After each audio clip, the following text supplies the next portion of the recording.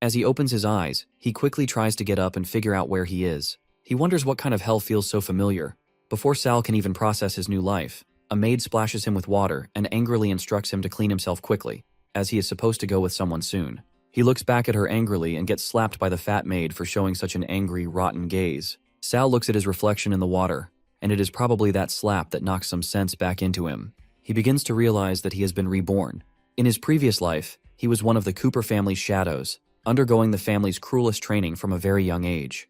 The shadows were the ones who did all the hidden, dirty work for the family, and in return, the family would reward them with endless riches. As the illegitimate son of the family, Sal was always driven to change his fate, having been bullied by others. Born without any talent, he refused to let that be the end of him. Instead, he trained relentlessly to make up for it. Poor Sal was often neglected, so he took matters into his own hands and fought for the family. He dutifully obeyed every order, whether it was slaying enemies or disposing of their remains. After countless battles and victories, he thought his family would reward him with precious gifts. What he didn't expect, however, was to be framed. Looking back, maybe he should have been more pessimistic.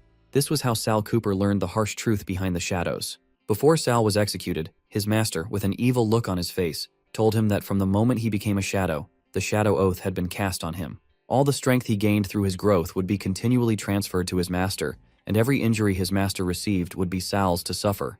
The glory and rewards he had been given were nothing more than a lure for people like him. Filled with anger and rage, Sal used his final burst of strength to strike at his betrayer, his master. In his last moments, he finally understood the blood magic that reversed the shadow oath and stole back all the power his master had taken from him. Now, in his new life, Sal is determined not to repeat his past mistakes.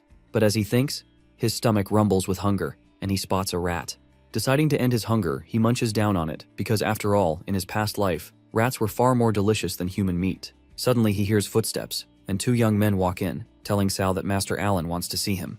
They try to grab him, but Sal quickly realizes that this is the moment in his previous life when he was chosen to become a shadow. All the memories of that time, however, have disappeared. This must be when the blood magic curse was placed on him.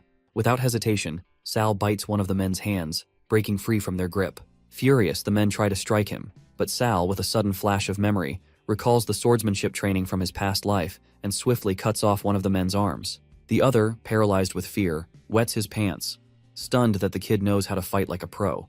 With an evil grin, Sal knows his time for revenge has come. Talking about shadow oaths, it's a form of ancient blood magic where the master of the oath only needs to pay a very small amount of blood as a price to make the target become his shadow.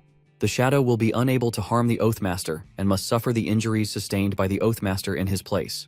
With that said, all the growth and abilities of the shadow will be transferred to the Oathmaster. But because of the cruel nature of this magic, the Empire ordered 100 years ago to destroy all the grimoires, preventing anyone from using it. Anyway, the young men who were supposed to bring Sal in get slapped by Alan Cooper. Even though Alan is only 8 years old, he is the next successor of the Cooper family. The man who just got slapped apologizes for being humiliated by a 3-year-old Sal. Alan then walks up to Sal, commenting on the guts Sal has to beat up his people. With no comeback, Alan orders for Sal to be locked up in a dungeon immediately. However, before the order is carried out, Alan's mother, Hera Cooper, stops him, saying that the kid had no one to look after him since he was young, so it's completely normal for him to act a bit out of line. She reminds him that it's more important to focus on the oath-taking ceremony rather than punishing a child. Hera approaches Alan, gently reminding him of what she mentioned earlier. Alan looks a bit shaken but continues to wonder why his mother chose Sal to become his shadow. He can't wait for the chance to completely ruin him. Alan smiles at his mother, and she leaves the room with the servants, telling one of them to cast a soundproofing spell and not let anyone disturb Alan. Once Hera leaves, Alan pours water into a cup and raises a toast, welcoming everyone as they become members of the Shadow Army. The kids seem excited for the oath-taking ceremony, shouting that they will dedicate their entire lives to the family, acknowledging that everything was granted to them by the family. But little Sal knows exactly what's going on. Then they all drink the water, and as soon as they do, they collapse onto the ground. As they fall, Alan, holding a knife, mocks them for their foolishness, claiming they couldn't even tell the difference between drugged water and holy water. He cuts his finger and drops a bit of his blood while casting the Shadow Oath. He can feel the magic working and the power entering his body. Certainly, he didn't expect it to be this simple and calls himself a genius.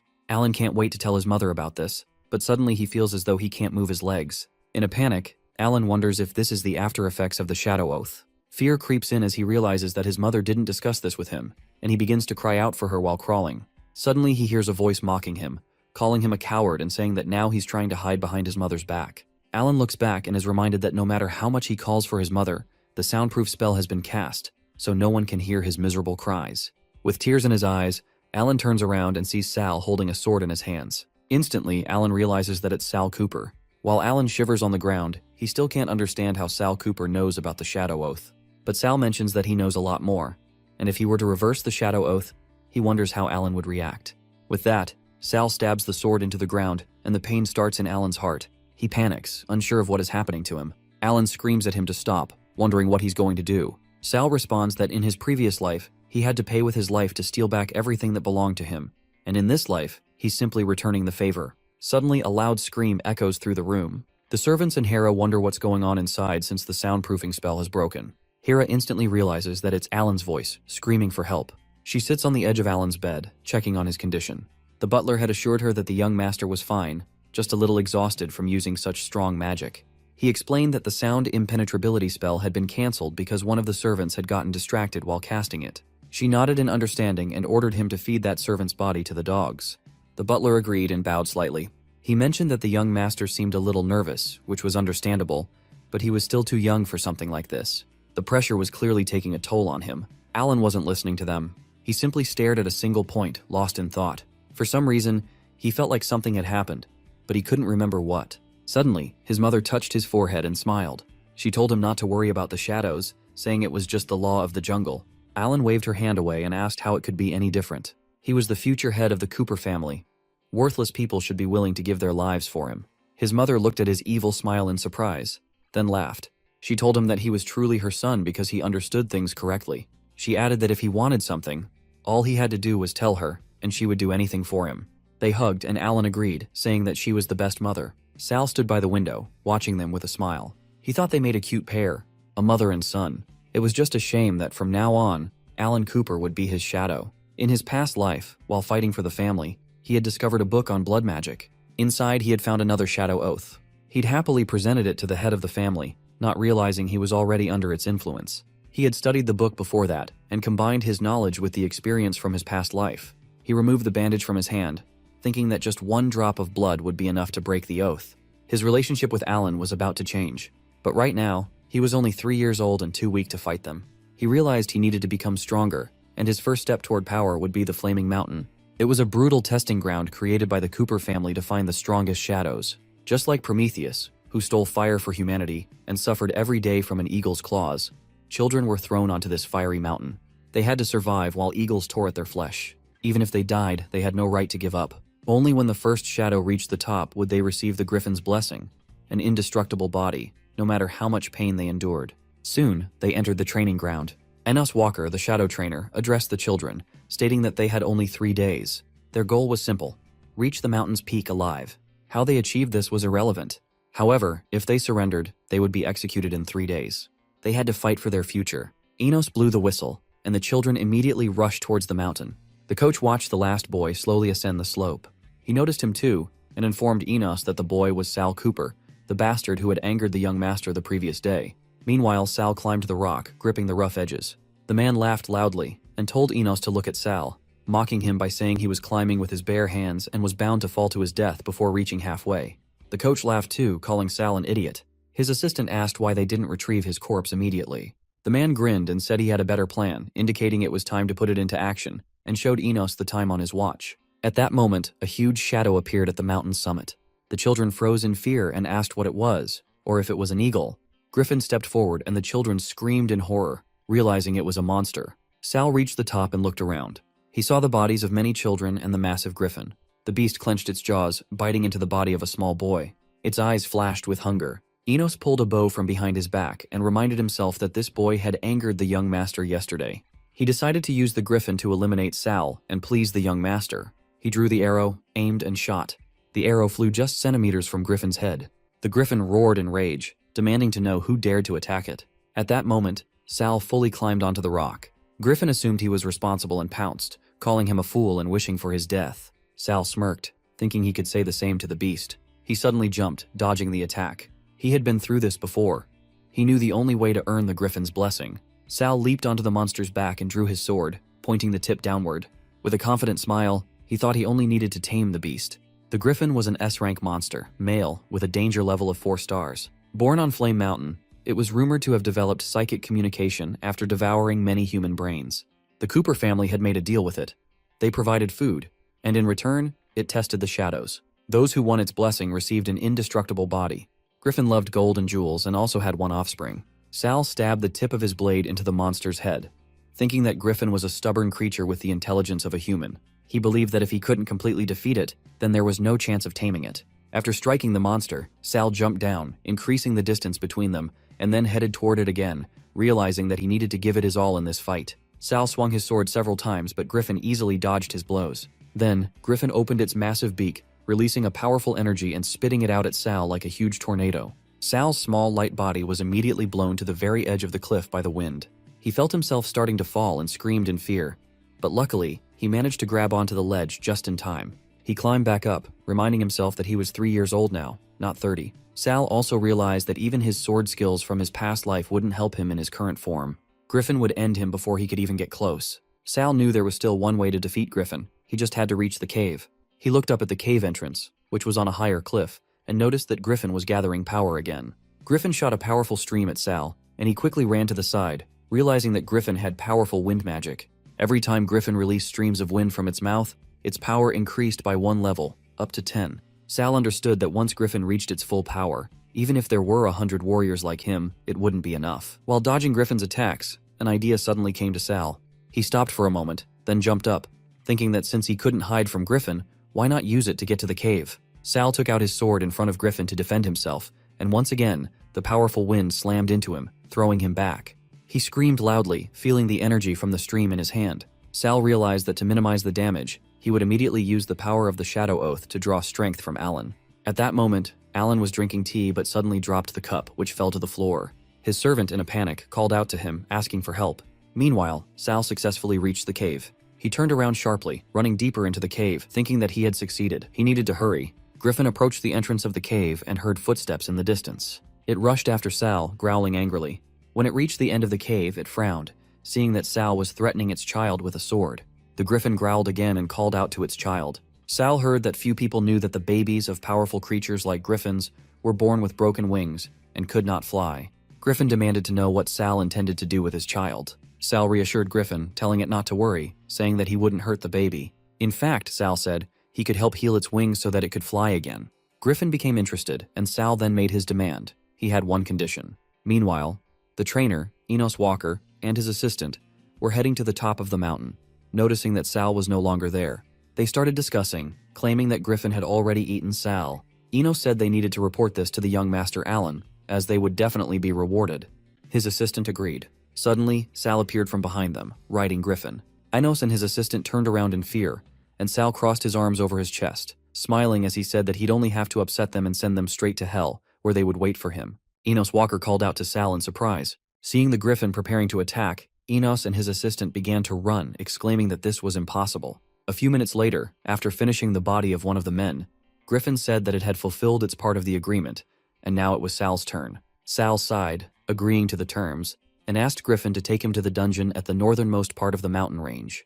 Griffin flew Sal to the dungeon, Land of Stone, and stopped in front of a huge door. Griffin told Sal that, as they had agreed, he would retrieve the sword Perseus and help Griffin get the blood of Medusa, which could cure everything. Sal smirked and replied that this wouldn't be a problem. He thought to himself that it was a shame his goal wasn't the sword or helping Griffin, but rather destroying the dungeon.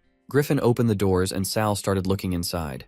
He thought to himself that he intended to use Griffin to destroy the dungeon. As light penetrated the dark room, it illuminated the face of the Gorgon Medusa, along with its 3 statues. As Griffin is about to attack the statue, to his surprise, it moves away. After he damages it, the statue just reconstructs itself and slowly becomes whole again. Sal realizes that the 3 statues don't have the 5 organs. Like the Grey sisters in mythology, they share the same eye and the same tooth. Since they and Medusa are daughters of sea deities, they have the ability to control seawater, so they run. Griffin says there's no point in running and tells Sal to think of a way to find the sword. Sal says he's searching for it, and the Griffin tells him that if this goes on, the place will collapse. As Sal thinks that there could be a clue in the runes on the wall, he suddenly realizes something. He considers collapsing the secret realm, burying everything inside, and escaping through the secret tunnel he discovered in his previous life. But that amount of destruction might not be enough. He tells Griffin that the runes say to remove the eye from up there, Then, they will stop attacking. As Griffin takes out the eye, the statue turns to water. Sal explains that the runes say Perseus discovered Medusa's location only after stealing the eye of the Greya sisters. So the eye is their weakness. Griffin then asks Sal about the sword and the blood that can treat its offspring, wondering if the runes say anything about that. Sal points towards the sword and tells Griffin that Perseus used this sword to behead Medusa, spilling both red and green blood. The red blood can poison all living souls to death, while the green blood can heal all illnesses. But these are just legends. As for this secret realm, there's another secret. Sal tells Griffin that the emergence of Perseus's sword marks the time of Medusa's revival. As the Medusa statue is activated, Sal realizes it's time to leave. Once the statue is triggered, it won't stop unless it's beheaded with the sword of Perseus. Facing the statue, Sal realizes he can't see the Griffin. Hiding behind a rock, the Griffin tells Sal that he can tell at a glance that the statue won't be easy to deal with. He leaves the rest to Sal, saying he doesn't want to die. Sal is surprised to see that the Griffin can shrink its size. It's fortunate that Sal has passed through this secret realm once in his previous life, so he's not completely out of options. But first, he needs to acquire the shield from the Knights of the Round Table. Then, he can use the shield's reflection to lower the risk of looking directly into Medusa's eyes and turning to stone from carelessness. At the same time, he can also use the shield to block Medusa's gaze attack. However, as Medusa uses her gaze attack, Sal realizes the shield won't be enough. The secret exit has also been destroyed, and with his current talent level, Sal can't wield the sword of Perseus. But Sal refuses to give up. He won't know unless he tries. If he doesn't give it his all, he will die today. So even if he has to put everything at stake, he reaches for the sword. To his surprise, he can easily lift it. The sword feels light in his hands, because his talent rank is too low to wield it. Alan's mocking words echo in his mind, remembering how Alan had called him a mere D rank, unworthy of staining the holy sword. Sal remembers being tied to a cross as Alan asked his mother if Sal was still conscious, implying they were going to strip his talent away. His mother had responded that a simple amnesia magic would be enough to settle it. Sal recalls how Alan had taken away his swordsmanship talent. The Griffin watches in shock as Sal breaks off the bind unscathed. Sal now recalls that in his past life, he possessed a sword talent that might have been S rank or higher. However, the matriarch had used some form of magic to strip him of that talent and transferred it to Alan, also erasing his memories. Things were getting more interesting. Whether it was Alan or the family, Sal swore he would take his revenge. Noticing the change in Sal's behavior, the Griffin grew curious and decided to take the chance to flee while Sal seemed to be losing control. As Griffin tries to leave, Sal calls out to him. Scared, the Griffin asks why Sal called him and wonders why he feels fear from a kid, despite being an S-rank monster himself. Sal, without hesitation, asks if Griffin's head is made of metal, and Griffin realizes that Sal had been planning to use him to destroy the secret realm from the start.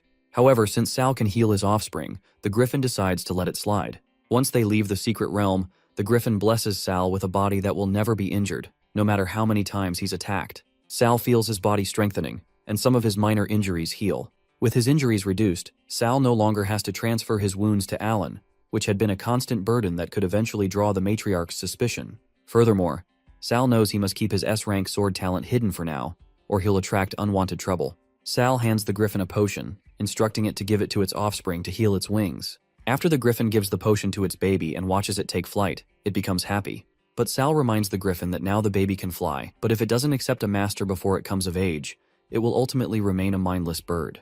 The Griffin asks what Sal means, and Sal explains he's only offering kind-hearted advice as a stranger. After all, the Griffin had only become strong after it accepted a master. Griffin realizes Sal is right.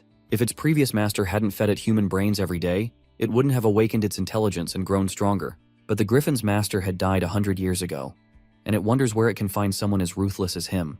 The Griffin then asks Sal to accept its child as his pet monster, thinking that Sal, with his remarkable intelligence and skill, might even surpass Bled in the future. Sal realizes the Griffin has taken the bait and tells it that he can accept the baby as his pet monster, but only if they strike a deal. Sal asks for all the information the Griffin has on Bled Cooper, as well as the precious key that can unlock the place where the Cooper family worships the sword spirit Bled. Meanwhile, the matriarch is angry at the housekeeper for being unable to determine the cause of Alan's fainting and demands to know how long the situation will last. The housekeeper reassures her, saying not to worry, as the young master has the protection of the Shadow Oath and has always recovered quickly. After all, the little shadows help him take on his injuries and replenish his strength. The matriarch begins to believe the housekeeper, but she still feels something is off. It seems to her that Alan's condition started after the Shadow Oath ceremony, and she suspects someone might be behind it. The housekeeper then brings up another urgent matter. He informs her that Sal Cooper obtained first place in the competence test, just as expected. The housekeeper also reveals that Sal used the griffin to kill uncle and nephew Walker, and even tamed the griffin's offspring as his pet monster. The matriarch, shocked by the news, asks where Sal is now.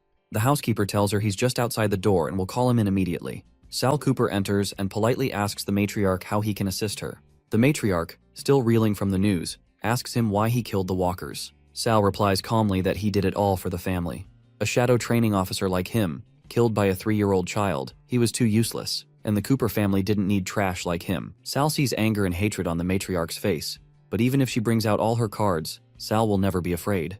The matriarch tells the housekeeper to reward Sal with recuperation in the Eden Spring. After Sal leaves, she tells the housekeeper to accelerate the research for the deprivation magic. Before the sword spirit inheritance ceremony, Sal's talent must be stripped for the young master's use. She knows that if the secret that Alan has no talent for swordsmanship is exposed, his position as the heir will be shaken. As Sal stands beside the Eden Spring, he remembers Griffin telling him that before Bled Cooper's death, he used forbidden magic to seal his soul under the Eden Spring. His purpose was to pass on the swordsmanship he acquired throughout his life to the heir that possessed S-rank swordsmanship talent, and ensure the status of the Cooper family in the Empire would not fall. The Griffin told Sal that once he enters the Eden Spring, he has to swim along the undercurrent, and he will reach an underground cave. The key will guide him to the owner. But there appears to be something strange about Eden Spring. The Griffin had been separated from its master for too long, and it doesn't even know the exact requirements. The only thing it can tell Sal is that the owner uses blood magic, and it won't be easy to deal with. Hearing about the blood magic, Sal realizes it won't be easy getting the swordsmanship inheritance before Alan. As the other children discuss Sal's achievements, Renaud makes fun of Sal and says he didn't expect someone as thin as a monkey like him to run as fast as one and become the first to reach the summit. In Sal's previous life, on the surface, they were his subordinates. But in reality, they were pawns placed beside him by Alan. They fabricated baseless accusations of him collaborating with the enemy nation. But because they had Alan supporting them, they got used to getting their way. Renaud tries to throw a punch at Sal and says he wants to see whether his invincible body is useless or not, but Sal blocks his punch and shows him his strength. As the sidekick attacks Sal with a knife, Sal uses Renaud as a shield and stabs him instead. He throws them into the spring since it can recover the injuries. After all, he wants to use the two for training in the future. In this life, Sal will give them a reason they can't reject and make both of them his pawns. Sal notices the aura of black magic in the water. He wonders why this evil forbidden magic, which is equal to blood magic, appears in a spring that can recover all wounds and illnesses. Perhaps this is the odd thing that Griffin said. Regardless, Sal cannot enter this water. He has to think of a way to get to the bottom of the spring without touching a drop of water. Sal hears a scream for help and finds the voice familiar. A servant drags a girl away by her hair for not serving the tea and water properly. Sal recognizes the girl as Andrea. As the servant is about to hit her, Sal uses his sword and kills the servant. Andrea sees Sal and thinks he's a prince, while Sal thinks he scared her and apologizes to her. She thanks Sal for saving him and tells him her name is Andrea. Andrea was Sal's best friend in his previous life. She possesses a magic talent that surpasses anyone her age. They fought together temporarily for a few days too. Andrea thanks him for helping her. Sal awkwardly tells her no problem. This is what a gentleman should do, and tells her to call him Sal. He asks Andrea if she knows a way to drain the spring or get into the spring without touching a drop of water. He can't forget the task at hand. If it's Andrea, there should be a way. Andrea asks Sal if he notices it too, and tells him that although there is a strange magic in the spring that can recover injuries, anyone that uses it can never accept another form of healing magic, and can only rely on this spring to recover their injuries. Sal realizes this is also another way for the Cooper family to control the shadows, by forcing them to beg the family for help when they are suffering through pain. Andrea tells Sal that to thank him for saving her, she has a way to let him enter the spring without touching the water. She enables duck magic, which enables people to dive into the water without wetting themselves, just like ducks. As the servants run to catch Sal, they jump into the water. As Sal reaches the undercurrent of the spring, he knows this is the place.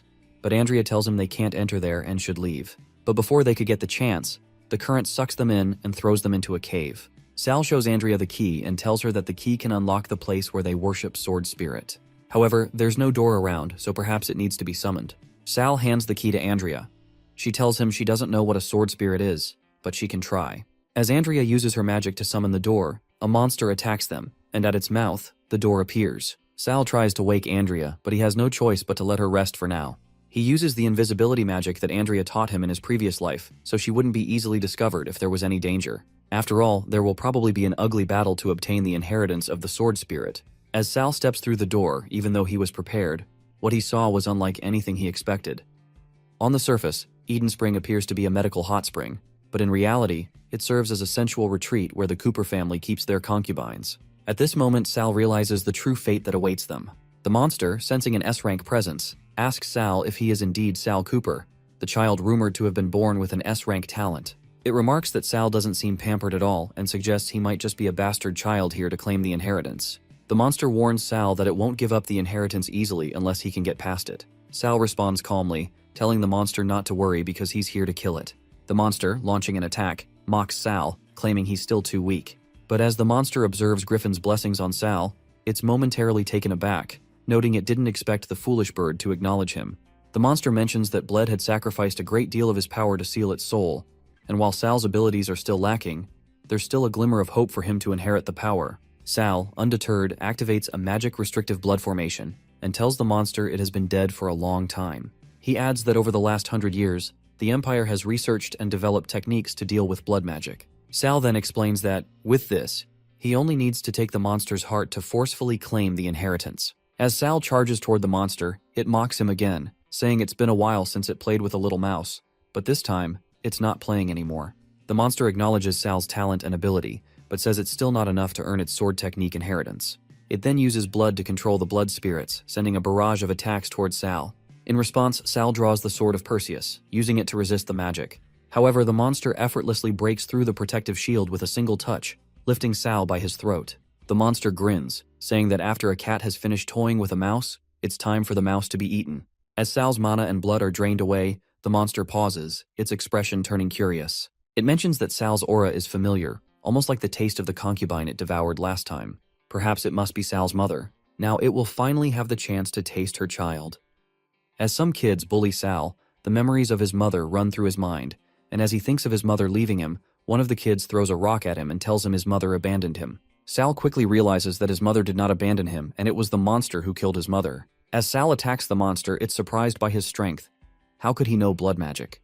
And full of revenge, he's willing to burn his blood just to kill the monster. The monster realizes it has used up much of its strength releasing the blood spirits, so it needs to consume more women to replenish its strength.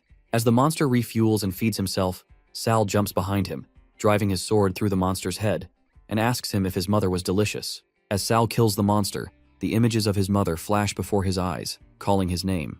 The monster sees Sal's madness.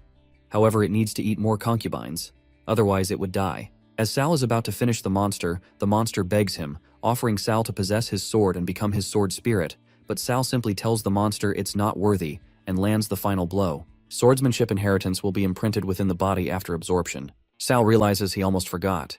He's been motherless since birth, and all those thoughts were his delusions, he thinks to himself. Is he a monster? A reflection of his mother in the monster's blood tells Sal he's not a monster, and Mom has always been by his side. Meanwhile, Andrea calls Sal from behind.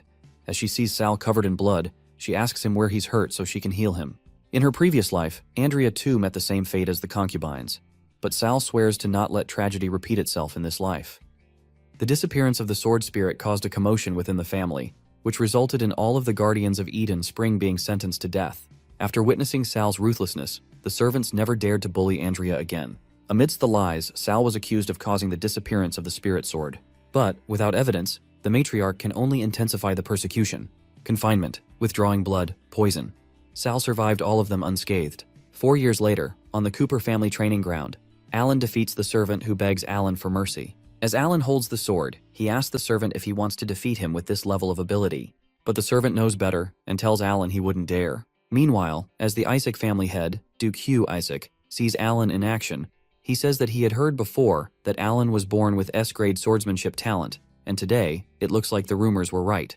As Isaac and Leon look to the other side, they see Sal clear the room with only a few attacks. Isaac points out that ordinary people at this age would still be in the position of Iron Sword Apprentice. But the way Sal cleared the room in so little moves, he has clearly reached the stage of Silver Sword Guardian. Jealous of Sal's impression on everyone, Alan challenges him to a one-round duel. Sal sees this as a chance to see Alan's skills, and Alan thinks it's the perfect opportunity to pretend that he killed Sal by accident. As they face each other, people gather around, cheering for Alan. As Alan attacks thinking he's going to win, Sal barely puts in any effort in blocking and tells Alan to try harder, which was a shock for him. Sal only takes one blow to throw Alan away. Furious, Alan charges at Sal again because it should be impossible. His mother told him no one in the family is his match. But as he takes a swing at Sal, he realizes that even with magic power imbued, the sword is thin. It's obvious that it has been artificially enhanced, and Alan doesn't have any swordsmanship talent at all. Sal shows Alan a real strike and jumps above him, stabbing him in the eye. Meanwhile, Duke Isaac says to Duke Leon that he judged wrongly and Alan's ability is nothing much, and goes as far as to ask if the servants were acting. Leon tells him that he's being disrespectful, so Isaac apologizes and says since his sister and Alan are engaged, he doesn't want her to be married to a useless man. Leon mocks Isaac and says he's worrying too much, and if the royal family hadn't granted this marriage, who knows if his sister would even have been able to marry. Isaac tells Leon to repeat himself with a threatening face but then decides to leave. He tells Leon that he won't disturb him any further and tells him to not forget the joint operation of the families in 10 days. Leon asks his servant what the little shadow is called. She tells Leon his name is Sal and he's the child of one of his mistresses, but it wasn't recorded which mistress. As Leon realizes Sal is his son, it becomes obvious how his sword talent is good. Leon asks the servant to send Sal to his study room. As Sal enters the room, he kneels before Leon and asks him what his orders are. Leon realizes he can't sense any talent power in Sal, and wonders if he's intentionally hiding his true ability to steal the position of heir in the future. Crafty. But Leon thinks he's just a little brat who's too easy to read. He tells Sal that in 10 days, he will be leading the Shadow Squad 10 and heading towards the Lost Crystal City with the Isaac family to retrieve the dragon egg. Leon hands Sal the sword that can activate the teleportation to Crystal City and tells him that to retrieve the dragon egg, he will have to anger the demonic dragon no matter how. Sal knows Leon must not have good intentions to send him there, but he cannot miss the chance to earn a dragon egg, so he accepts the order and tells Leon that he has a request. As they're on the way to Crystal City, Andrea asks Sal if he informed the family head that she came along to serve him, because it's not appropriate for her to come all the way. Sal tells her it's okay, they don't mind. As they reach the Crystal City, Sal asks where the crystal and the dragon egg are. Gloria mocks the team for not having the basic knowledge about Crystal City. As she formally extends her hand and introduces herself to Sal, he simply ignores her and tells Andrea to wait with Mio the little griffin until he comes back. Gloria walks behind Sal, still trying to get a reply from her, but Sal tells her that if they don't activate the portal before the sun sets, the trip will be wasted. Sal's memories with Gloria from his previous life flash before him, and he thinks to himself that he still met this troublesome woman, but he shrugs it off and hopes that the stupid bird Mio can successfully finish the mission given to it. As Gloria and Sal open the portal, the Cooper family servants are surprised to see it, and the Isaac family's guards tell them it is a teleportation formation. The portal opens, revealing the Crystal City. As Sal sees the beautiful city, he wonders if the demonic dragon egg really is in a place like this. He sees one of the guards prepare to kill the Cooper family soldiers to bring the dragon egg back for the Isaac family himself, thinking the family will reward him, but as Sal tries to save them, the light sentinel who protects the Crystal City comes out of the portal, putting a stop to the guard's attack. As one of the sentinels is about to attack Isaac's family guard, Gloria jumps in, slashing the sentinel down and asking the guard who told him to act on his own. The guard tells her he did it for family, but Gloria knows he only did it for himself. Meanwhile, another sentinel is about to attack Gloria, but Sal saves her with just one blow of his sword and commands the shadow unit to get into formation. Sal stands facing the light sentinels, waiting to see whether their power of light is stronger or his power of shadow will win. The Isaac family's guards see Sal defeat all the sentinels with ease and wonder if this is the same Cooper family that incorporates magic into swordsmanship. After all, Sal is just a kid and he's already so powerful. Gloria too is impressed with Sal. However, Sal has now absorbed the power of the crystals and is immediately raised from Silver Sword Guardian to Gold Sword Master. As Sal takes the next step, the altar starts to descend, opening the secret passage to the dragon's den. So they all climb onto the altar. As they reach down, they find themselves surrounded by dragon eggs in the demonic dragon's den. In the den, there are enough eggs for everyone, so they don't even need to split them. Seeing the slow progress of the shadow team, Sal sarcastically says they're in a rush to feed the demonic dragon. The demonic dragon rises behind them, and as everyone runs to hide, Sal and Gloria draw out their swords, ready to fight. As Sal commands everyone to take the dragon eggs and leave while he covers, they find Gray already leaving with the dragon egg. It was the Cooper family's head who ordered Gray to destroy the teleportation altar after securing the eggs so that the Isaac family doesn't have a chance. Gray tells them that the Empire can only have one family who possesses the dragon egg, and that's the Cooper family, and leaves. Gloria says the Cooper family head is ruthless, abandoning not just them, but Sal as well. However, it was well within Sal's expectations. Gloria asks if that's within his expectations, why he rushed in here to throw away his life. Sal tells her she's thinking too much because he's not dying here and attacks the dragon, cutting one of his wings off. Seeing Sal fall, Gloria uses her moonshine sword shield and protects Sal from the dragon attack. Sal asks Gloria to help him delay the dragon's action so he can take the chance to attack his heart, because she's the only one who can do this. Gloria agrees and runs towards the dragon, thinking she's a great swordswoman too and she can't let Sal look down on her. As she distracts the dragon, she calls for Sal to attack only to realize Sal is still standing there. Gloria thinks Sal fell too hard and has no energy left to attack, and if that continues, they are all going to die. So she uses the only move she can, the sword dance of destruction, and the dragon falls. As Gloria thinks she has defeated the dragon, it rises again, but this time he's gone berserk.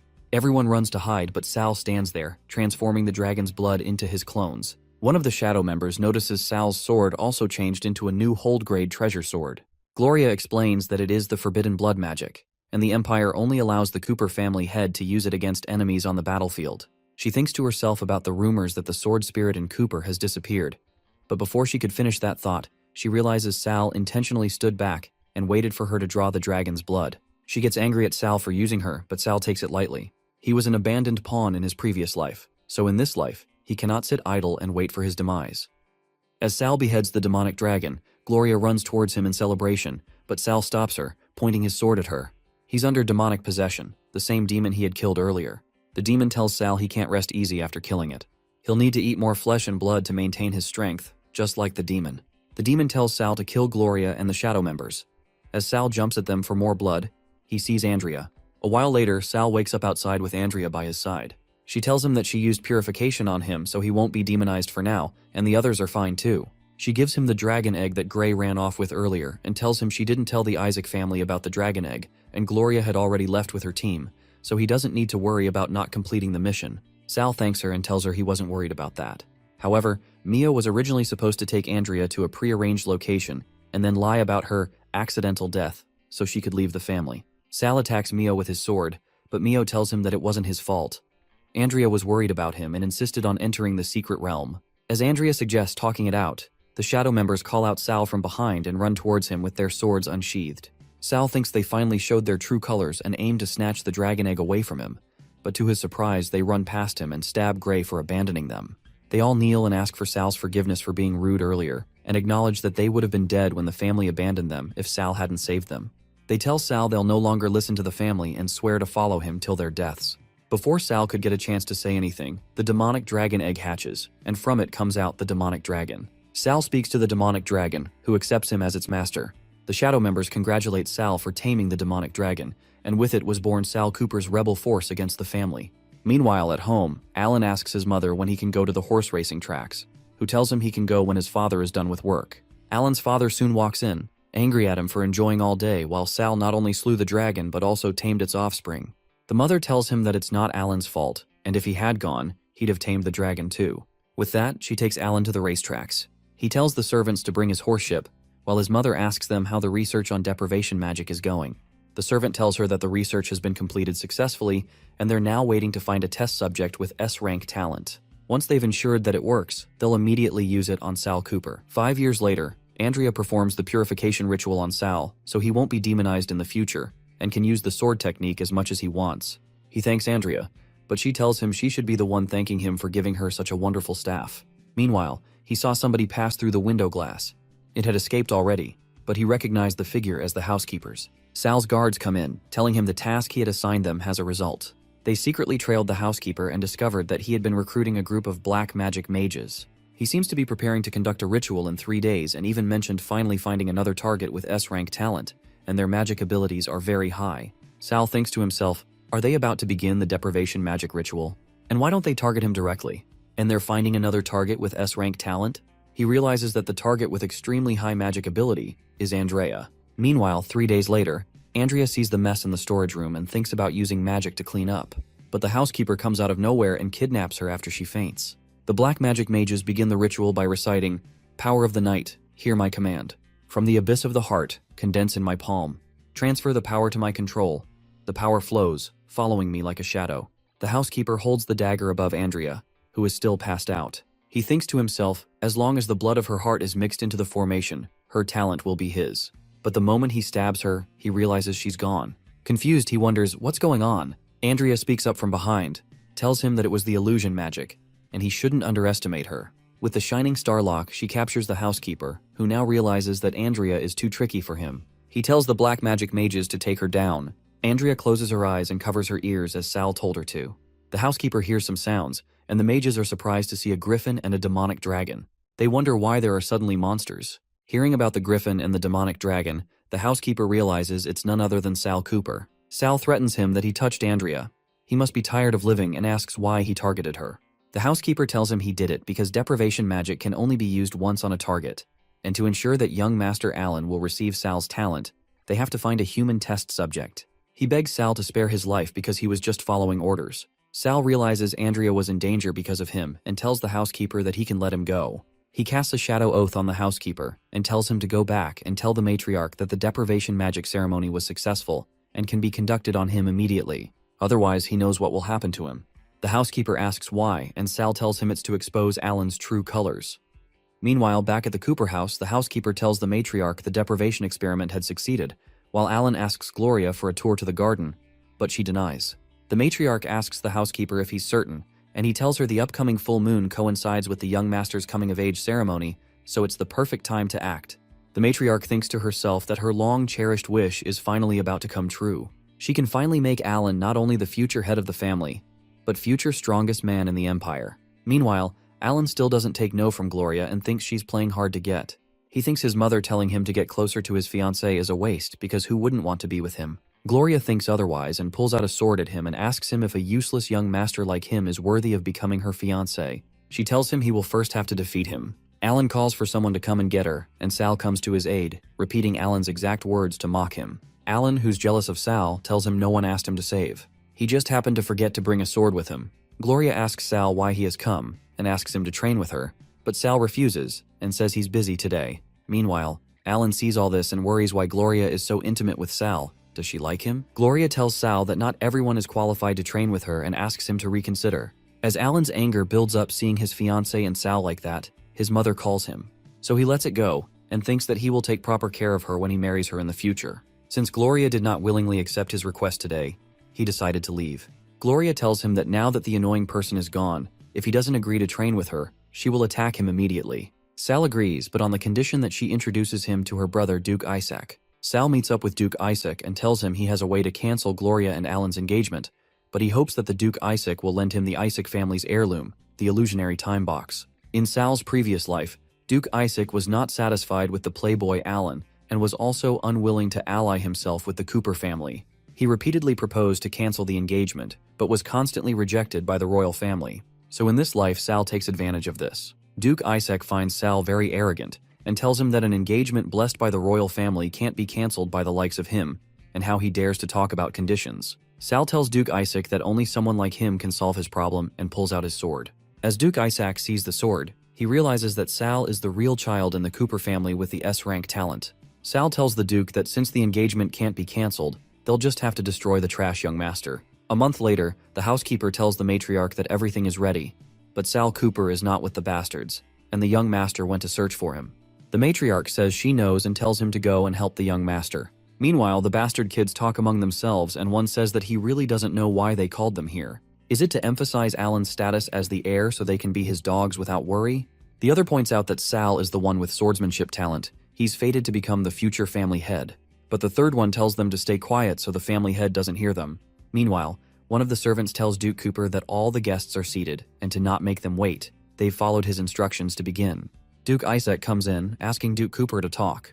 Duke Cooper tells him he doesn't remember inviting him, but Duke Isaac answers that it's his future brother-in-law's coming-of-age ceremony. He will definitely come to enjoy the excitement. Meanwhile, Sal, hidden in the corner, tells one of his people that it's time to activate the illusionary time box. They begin to enchant Gates of the Abyss, Shadow-Woven Fantasy, Illusionary Time Box, Virtual Realm Open.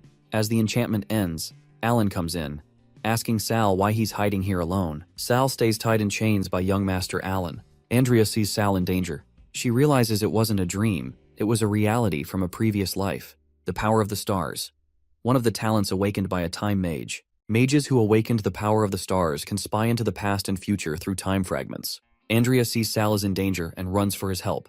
She has to stop Alan before he makes his move. As she reaches there, she sees Alan offer him the wine that his awarded him. Andrea casts magic to make Alan sleep for a few months, but Gray comes to take her away on Matriarch's orders. The Matriarch thinks to her, Doug told her that the deprivation was successful, so why is she still able to use magic? However, she shrugs it off because now's not the time to think about this. The deprivation ceremony is more urgent. as Sal drinks the wine and passes out. Now tied to a cross, Sal asks Alan, who is he to think he can possess an S-rank talent? Alan beats up Sal and asks who is he to think he can possess a demonic dragon? Who is he to think he can gain Gloria's favor? All that should have belonged to him. Alan's mother tells him to stop wasting his time talking and get started. The housekeeper presents Alan the dagger that was specially designed to temporarily pierce through Sal's invincible body. Alan stabs Sal in the heart and tells him that the swordsmanship talent is now his. He tells Sal this is his fate now, and from now on, Alan is the true worthy heir of the Cooper family. He will now possess the strongest talents and abilities, and no one will stand above him. Sal bursts into laughter and mockingly asks Alan if he's performing for a play or something. He breaks himself free from the chains and tells Alan to open his eyes and see clearly whose fate it is. As Sal snaps his fingers, it is revealed to them that all this time, they were standing in the banquet hall. People start to murmur, how could the Cooper family do such a thing? They didn't expect the young master of the Cooper family to be such a person. And does that mean the legends about him having an S-rank talent were false? Is he even worthy of being an heir? Seeing the true colors of Alan, people feel disgusted. The matriarch can't believe what's happening. How could Sal know what they were going to do to him? To her knowledge, the trial was a success. So where did it go wrong? But right now, what's important to her is to salvage the situation. Alan speaks up and tells people that they're being tricked and Sal is trying to frame him. His mother agrees too, as she's about to explain. Duke Isaac steps in mocking the exciting show. As the Duke walks in, the matriarch tells him to punish her because she ordered Alan to do it. But the Duke doesn't listen and throws Alan across the room. Alan says he didn't do anything wrong. Sal is a mere bastard child, and everything he has should have been his instead. The people around start to talk about how the Duke himself relied on his strength to rise to the top. Although he never avoided the issue in public as his son, how could he point it out in front of outsiders? The Duke commands all his children and tells them the succession contest begins today. The succession trial means they all have the right to compete to become the heir using any means necessary, no rules. The winner takes it all, so they plan to kill Alan first. Meanwhile, Duke Isaac laughs at the legendary Cooper family spirit that was above all. Duke Isaac proposes canceling the engagement between their two families and tells him he doesn't want his sister marrying a lying and weak man. Duke Cooper knows that everything that just happened was caused by the power of the illusionary time box, and there's no doubt that Duke Isaac allied with Sal. But all the nobles are present.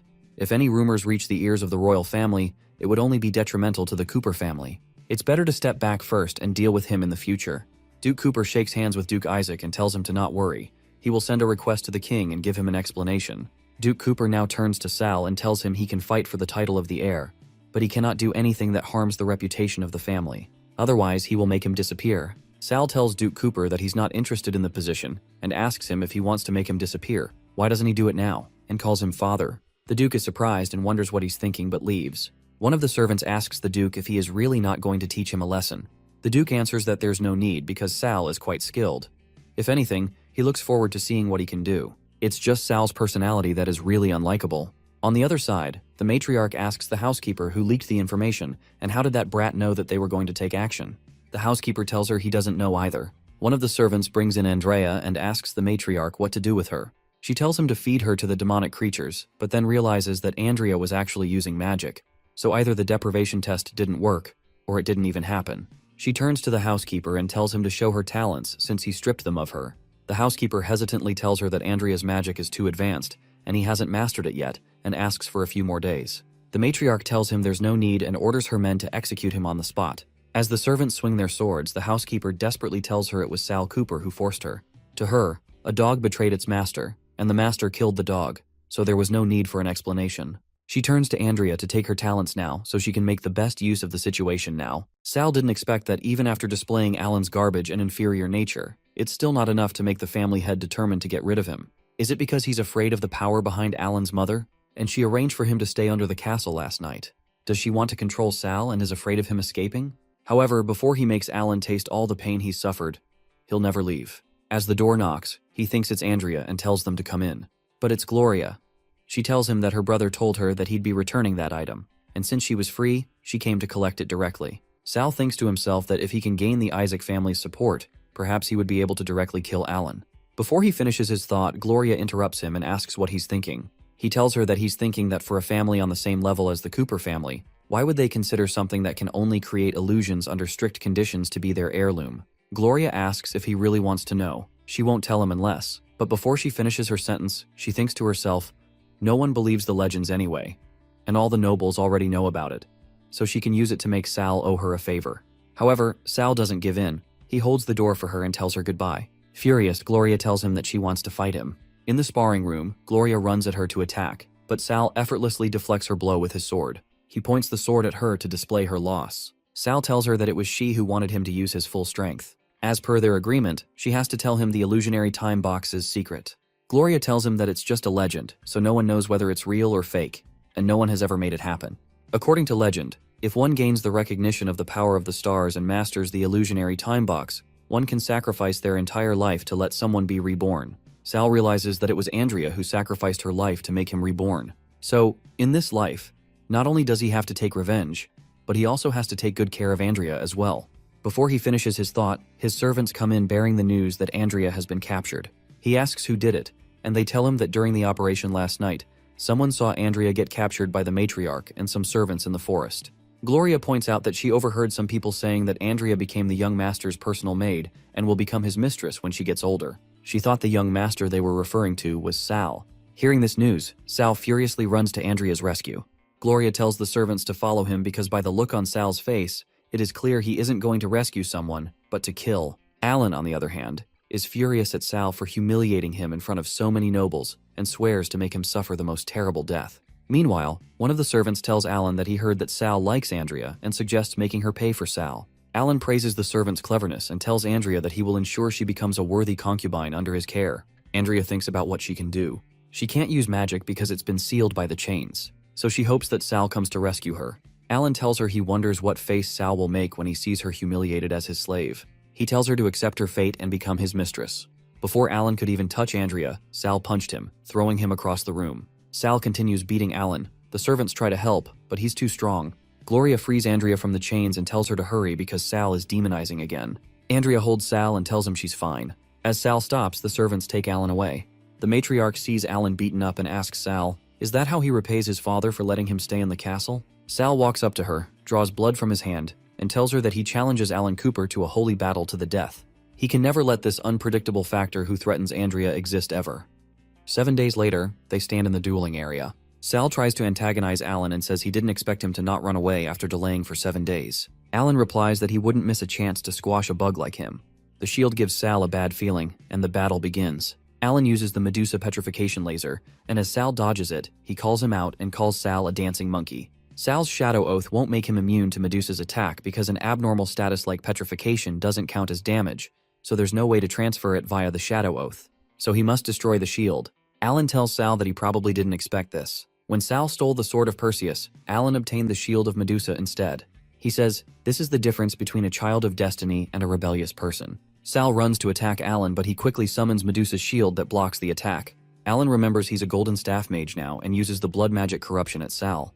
Duke Isaac sees the vile black magic that can only be mastered by using the souls of 1,000 commoners who died painfully and demands an explanation from Duke Cooper. However, he refuses and tells Duke Isaac to respect the noble's tradition because that's his family's secret. Seeing Sal not dodge the corruption, Alan calls him a fool and tells him to enjoy the pain. But he's surprised when it doesn't work. He's tested the move a few hundred times, and no one should be able to resist the magic and avoid corruption. Alan is surprised to see Sal standing unscathed, and his attacks completely ineffective. Sal attempts to attack Alan but realizes that he cannot hurt him because his shadow oath transfers damage to other shadows. Alan doesn't know why the shadow oath on Sal became ineffective, but he uses an even more lethal magic now. He uses the other shadow's life force to use a life scepter. This move can extract the life force of others and attack the target. As long as the life force of the attacked person is lower than the total life force gathered by the scepter, the target will die immediately. As the shadows walk towards Sal, Alan swears that he will not stop punishing them. However, Sal refuses to be an animal, and so he uses the forbidden magic, the blood formation. All the shadows celebrate as they come back to their normal state, and Sal's demonic dragon flies into the dueling area. As Alan stands defeated, Sal tells him to enjoy his last breath because it will be his last. Duke Isaac is surprised to see the dragon armor, and he thinks to himself, could the legends be true? The legend says that if the dragon race can attune their will with their master, under the influence of intense emotions, they can completely alter their form and greatly enhance their master's abilities. This is known as dragon armor. Alan is shocked to see this ability. He says it's impossible. Even if Sal has received the acknowledgement of the beast, it's impossible for the two of them to synchronize their hearts and minds. Alan thinks it's an illusion and decides to shatter the illusion and uses the forbidden magic. Sal tells him what made their will connect together is their wrath towards him. As Sal attacks, Alan blocks it with his staff, but Sal cuts through with his sword and slashes his hand apart from his body. He tells Alan this slash is for the innocent people whose talents he stole. The matriarch stands up from her seat after seeing Alan hurt, but Duke Cooper tells her to sit down. Sal pushes through the forbidden magic monster and tells him this for the shadows who died for him and Alan, and whose talents he stole and used to death in the previous life. As Sal is about to punish Alan for all the evil deeds he has done in the past, present, and future, the matriarch comes to his rescue. She used the help of magical artifacts to cast an 8th ring spell like the Holy Shield. Duke Isaac thinks the rumors that the matriarch was injured by the backlash of magic when she assassinated the former family head could be true. Duke Isaac never expected to witness the matriarch's powers. After all, she's an S-rank mage but stopped fighting in battles after marrying Duke Cooper. The matriarch casts 9th ring magic Holy Spear and says if she knew that Sal would become such a monster, she would have killed him when he was a baby. But today, she's going to correct this mistake. Duke Cooper tells everyone to stop and casts a magic restraining ripple, causing everyone's armors and abilities to dismantle. He tells Sal the Cooper family doesn't welcome him, and orders him to take his people and leave before he changes his mind. Sal leaves the house, accompanied by the Isaac family head. He tells Duke Cooper there's no need for him to leave with them. Duke Cooper asks him if he's interested in joining the Isaac family. Hearing this offer, Sal asks him, does he not mind him being exiled from the family, and is he intending to declare war on the Cooper family? Sal tells the Duke that although he can't join his family, he can make a deal with him. He tells the Duke that the king is gravely ill, and a war between nobles is imminent. If he can successfully enter the Imperial Academy, he will likely be the first to receive the news from the capital. The Duke asks him why he should trust him and help him enroll in the Imperial Academy. Sal thinks to himself that since his swordsmanship talent is S rank, this is the perfect time for him to use this trump card. He tells the Duke that he should trust him, because he'll become a direct disciple of Hidden Sword St. Chris. Meanwhile, hearing his name, the drunken Chris thinks to himself, who is it talking about him behind his back? Meanwhile, some days later in the outskirts of St. Gordon City, Sal points towards the 3 towers ahead of them. He tells Duke Isaac that they're the strongest defenses of St. Gordon City, the Holy Trinity magic towers, and seeing them means they're not far from the city. The Duke tells Sal to be careful outside of school because St. Gordon City is filled with nobles. Sal thinks to himself that Duke Isaac is not trustworthy. For the sake of his family's interests, he's done plenty of backstabbing, so he has to handle the matter himself and find an opportunity to break away from the group. Duke Isaac tells Sal to not worry because he will settle everything regarding the Imperial Academy. However, Miss Andrea will have to endure a little inconvenience by enrolling as his maid. That way, the two can live together legitimately. As for the guards, Duke Isaac offers to settle them in his family estate.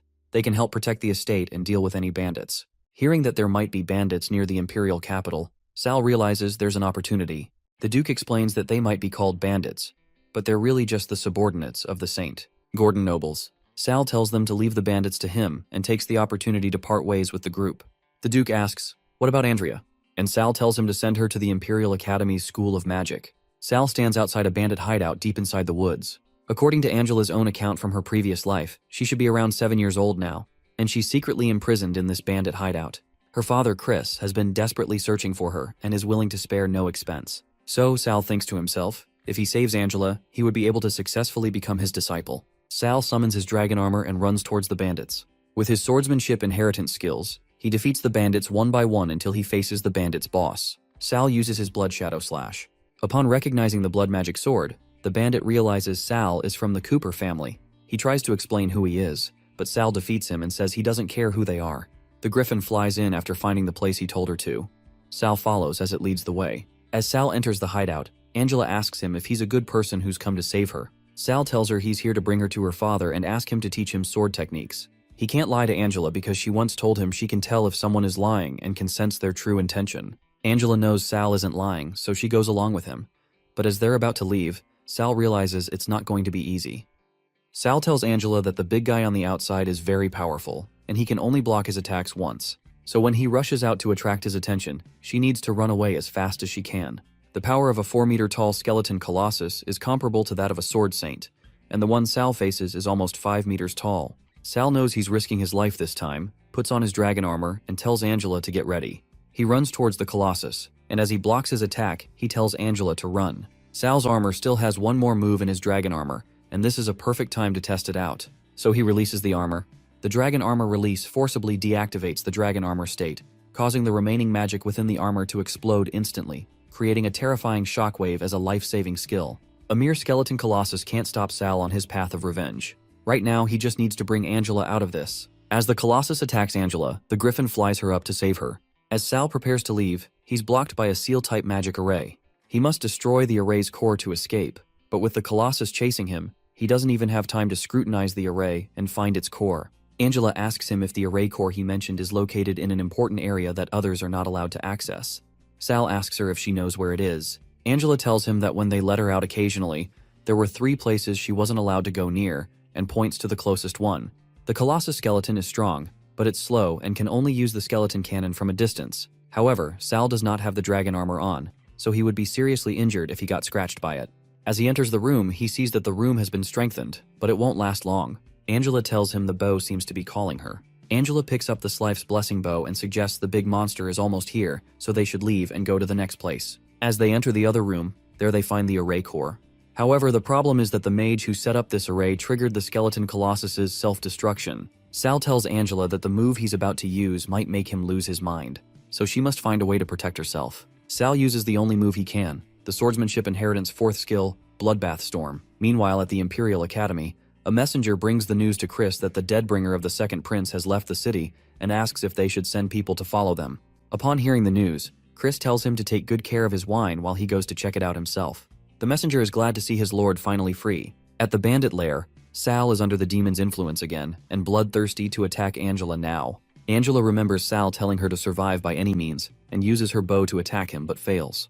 The demon controlling Sal moves forward. Angela is now unable to move another step. He lifts her up in hopes of drinking her pure blood. Angela tells Sal to not be sad because he's done his best. This makes Sal regain his senses, and he knows the demon is going too far now. The blood demon is surprised how Sal can break free on his own. He tells Sal to stop resisting because he can't stop him. His mind will never be free from the blood demon's control. Sal tells the demon his influence is terrifying, but he only needs one move. Sal uses the blood feast, and the blood demon desperately tells him he's destroying himself and will never become a swordsman in the future. However, Sal doesn't care about that because Chris will help him resolve these problems. And soon, the blood demon will be dealt with too. The demon warns him against hoping in other people and tells him that he'll regret it. Meanwhile, Sandrew's Deathbringer has come to kill Sal for bringing trouble to the prince. As he lifts his dagger to attack Sal, Angela shields him with her body and tells him to not hurt Big Brother. The Deathbringer is surprised to see his hand chopped to pieces. It was Angela's father who came to save her. As he is about to leave with Angela, she tells him to not leave Sal. So Chris offers Sal to help him heal his body. He tells Chris that's not the only thing he wants. He risked his life to save Angela to inherit his legacy. Chris tells Sal that right now he's the one saving Angela. Sal answers that although his mistake caused some small issues, it also freed Chris from the Second Prince's control. 7 days later at the Imperial Academy, Chris tells Sal that his body might not have healed properly yet, but he has already announced to the Empire that Sal will inherit his title in the future. Sal asks if that makes him the public enemy of the Imperial Academy now. So Chris tells him that he can choose to not be his disciple at any time. As they walk down the hall, some students talk among themselves about rumors regarding Sal that he's the one who killed his own brother, or even his whole family. Sal tells Chris that his inheritance is not the only thing he wants. A mere group of hostile students could never stop him. Meanwhile, William, a commoner student and gold swordmaster, interrupts and says that Sal is a villain who has harmed his own blood brother and a shameless scoundrel who deceived Sword Saint Chris with his schemes. He challenges Sal to a duel to strip him of all his honor. Sal thinks to himself that such an overwhelming hostility can barely conceal the murderous intent. This could only be the work of the Second Prince Sandrew behind those bandits. Sal thinks it's his plan to use William's sense of justice to deal with Sal while he's severely injured. William tells Sal that if he can't dare to accept the challenge, he should leave Sword Saint Chris and abandon his noble title. Sal pulls out his sword and thinks to himself that when he met William for the first time in his previous life, he challenged him to a duel because he was used by others. Sal didn't expect this to happen again after he was reborn, but for old time's sake, he decided to do it. Sal accepts the challenge and tells William that if he loses, he wants his eternal loyalty. As William and Sal face each other in a duel, the other students show their disdain for Sal and tell William to teach him a lesson that the Imperial Academy isn't a place where any stray dogs or cats can enter. William takes a run at Sal with the Imperial swordsmanship, charging heavy cleave. Sal uses his blood demon sword and effortlessly blocks the attack. He tells William to admit defeat because he's no match. However, William uses his swordsmanship enraged skill now, and Sal just used Bloodlight Stealing Shadow, so he needs at least 10 seconds before he can use it again. William attacks with his ultimate combo that he mastered when he was at the Imperial Academy, but Sal dodges again. William knows blood magic is different from other forms of magic. In his current condition, Sal can barely manage the second technique of the blood demon swordsmanship, which is at the level of a silver sword guardian. If Sal uses his third technique, he might not just trigger the blood demon phantasm, but also cause his newly recovered body to collapse again. But William's loyalty is something Sal is willing to risk his life to get. Sal uses his 1000 Blood Shadow Blades skill and swings his sword at William but spares him. William is surprised to see the moves, for he didn't even know swordsmanship could do such a thing. Sal tells William that seeing his expression once again makes him really nostalgic. However, as Sal gets demonized once again, William notices there's something wrong with his bloodlust. Chris recognizes that he used blood magic. Seeing this, the students think Sal must be an evil villain who kills indiscriminately and deserves to die. As William stops them, they tell him to stay back. There's nothing more he can do. But William refuses and tells them Sal has earned his eternal loyalty, and even if he's an evil person, he will protect him and die before he does. Chris sees Sal as himself when he was younger. He tells the students taking advantage of someone's peril is not the style of the Imperial Academy students. Once Sal recovers, there will be plenty of opportunities for them to compete with him. As Chris leaves with Sal, Moran Shavat, the second son of the Shavat family, asks the second prince what they should do. The second prince tells him that he remembers Sal entered the academy through a noble recommendation and asks him to come to the trial mission hall with him. Meanwhile, Andrea tells Professor Cassidon that he wants to help Sal, and only she can deal with the blood demon phantasm affecting him. Professor Cassidon tells her it's better for her to stay away from him, because what he practices is evil blood magic. Andrea points out that he said that the magic faction and the ethics of magic are unrelated. However, he tells her that the majority of them are unrelated, but blood magic is different from other magic. On the other end, Chris tells Sal that if he wants to master blood demon swordsmanship perfectly through blood magic, he must possess absolutely perfect mental power, willpower, and physique. He adds that in the past 7 days, he went through grain pains to help Sal recover. He taught him how to use the bloodline magic power of blood magic to replace physical strength in using blood demon swordsmanship and in controlling and enhancing his body. Chris tells Sal that if he wants to cripple himself so badly, who will settle his vendetta with the Cooper family? And is this how he's going to repay him? By using his body that hasn't fully recovered yet? Sal tells him that he's not that naive, but some things are worth risking everything for. Chris asks what if he had died or harmed others? But Sal tells him he believes his master would not tolerate his disciple heir going mad and committing massacre. Meanwhile, George Brandon, the head of the Combat Academy branch, stands at their door and coughs to grab their attention. Chris asks him what he's doing here because he isn't welcome here. George tells Sal that he's a noble recommendation student. According to school regulations, he has to complete the trial mission within 1 week to prove his eligibility to stay at the Combat Academy. As George leaves, he tells Chris to not let his little schemes affect the normal teaching order of the school. The headmaster may be lenient with him, but he won't be. Sal asks Chris if he has a feud with him. Chris tells him it's just a blade that anyone can use and calls George an old, stubborn fool who was lucky not to die in his hands. He tells Sal that as long as he doesn't break the rules, he won't have to care about George. Chris tells Sal to go and make preparations because if the mission is personally arranged by that old stubborn man, it won't be easy. That night, at the entrance of the wilderness secret realm stood the second prince and Moran Shavat. The second prince tells him the trial mission that George Brandon assigned to Sal is in this secret realm. He tells him to go in ahead of time and pour the potion into the water source. As for how crazy he'll get, it all depends on when Chris stops holding back and moves to kill him. The next day, Sal tells William that he was going to find him after accepting the mission. William tells him that the mission won't be easy to win. But Sal tells him that he already knew this because George dislikes his master, so he will intentionally make things difficult for him. However, William tells him the current situation is very complicated. Everyone is gathered at the Grand Hall waiting for Sal to make a fool of himself. As they reach the desk, Felix asks for their name in school. Sal tells him he's here to accept the trial mission. Felix tells them that due to a mutation in the secret realm, the difficulty of student Sal's trial mission has been elevated to highly dangerous. Now it requires a team of at least 4 people. William tells him to change to a solo, normal difficulty mission. But Felix tells him that suitable solo missions will only be announced next week. But as per the Academy's regulations, Sal must complete the trial mission within 3 days to officially join the Academy. Felix mischievously asks Sal if he's going to find a way to gather enough people, or if he's going to safely leave the Academy. One of the students objects to why Felix is even talking to him. If it were him, he would have closed for 3 days to prevent Sal from accepting any missions. Sal asks Felix if he really thinks he can't find any teammates, and Felix replies that it doesn't matter to him, but no one else seems to want him to enroll in the Academy and become a lackey like William. Sal pulls out his blood sword and tells Felix that if he can find enough teammates, he wants Felix to kneel and admit that he's blind despite having eyes, and apologize to William for shaming him. Felix tells Sal that unless he kills him, he shouldn't even think about making him kneel. Sal tells him he won't kill him, but he will report everything to Master Chris, who will take action to protect his disciple. As Felix tells Sal to speak after he gathers enough teammates by tonight, Gloria, Andrea, and William offer to join Sal's party. Sal calls Felix the senior with squinty eyes and tells him to register him for the mission and then kneel and apologize. Seeing Sal make Felix kneel, one of the students says that as expected, a villain is a villain. Senior Felix was only following the rules, and now he's resorting to using Master Chris's name to bully others. As they leave, William tells Sal that he doesn't need to go to extremes for his sake. But Sal tells him that as long as they don't do anything wrong, they shouldn't let trash stand above and do whatever they want. Meanwhile, Felix is furious after being humiliated and tells George that he wants to go and kill Sal personally, but George tells him that he must follow the rules. Remember the shame he felt today and convert it into strength. That way he can extract Sal's life away like the Grim Reaper while following the rules. As they reach the dense forest of Melessa, William tells them the inheritance of the ancient, enigmatic sorcerer Melessa is hidden here.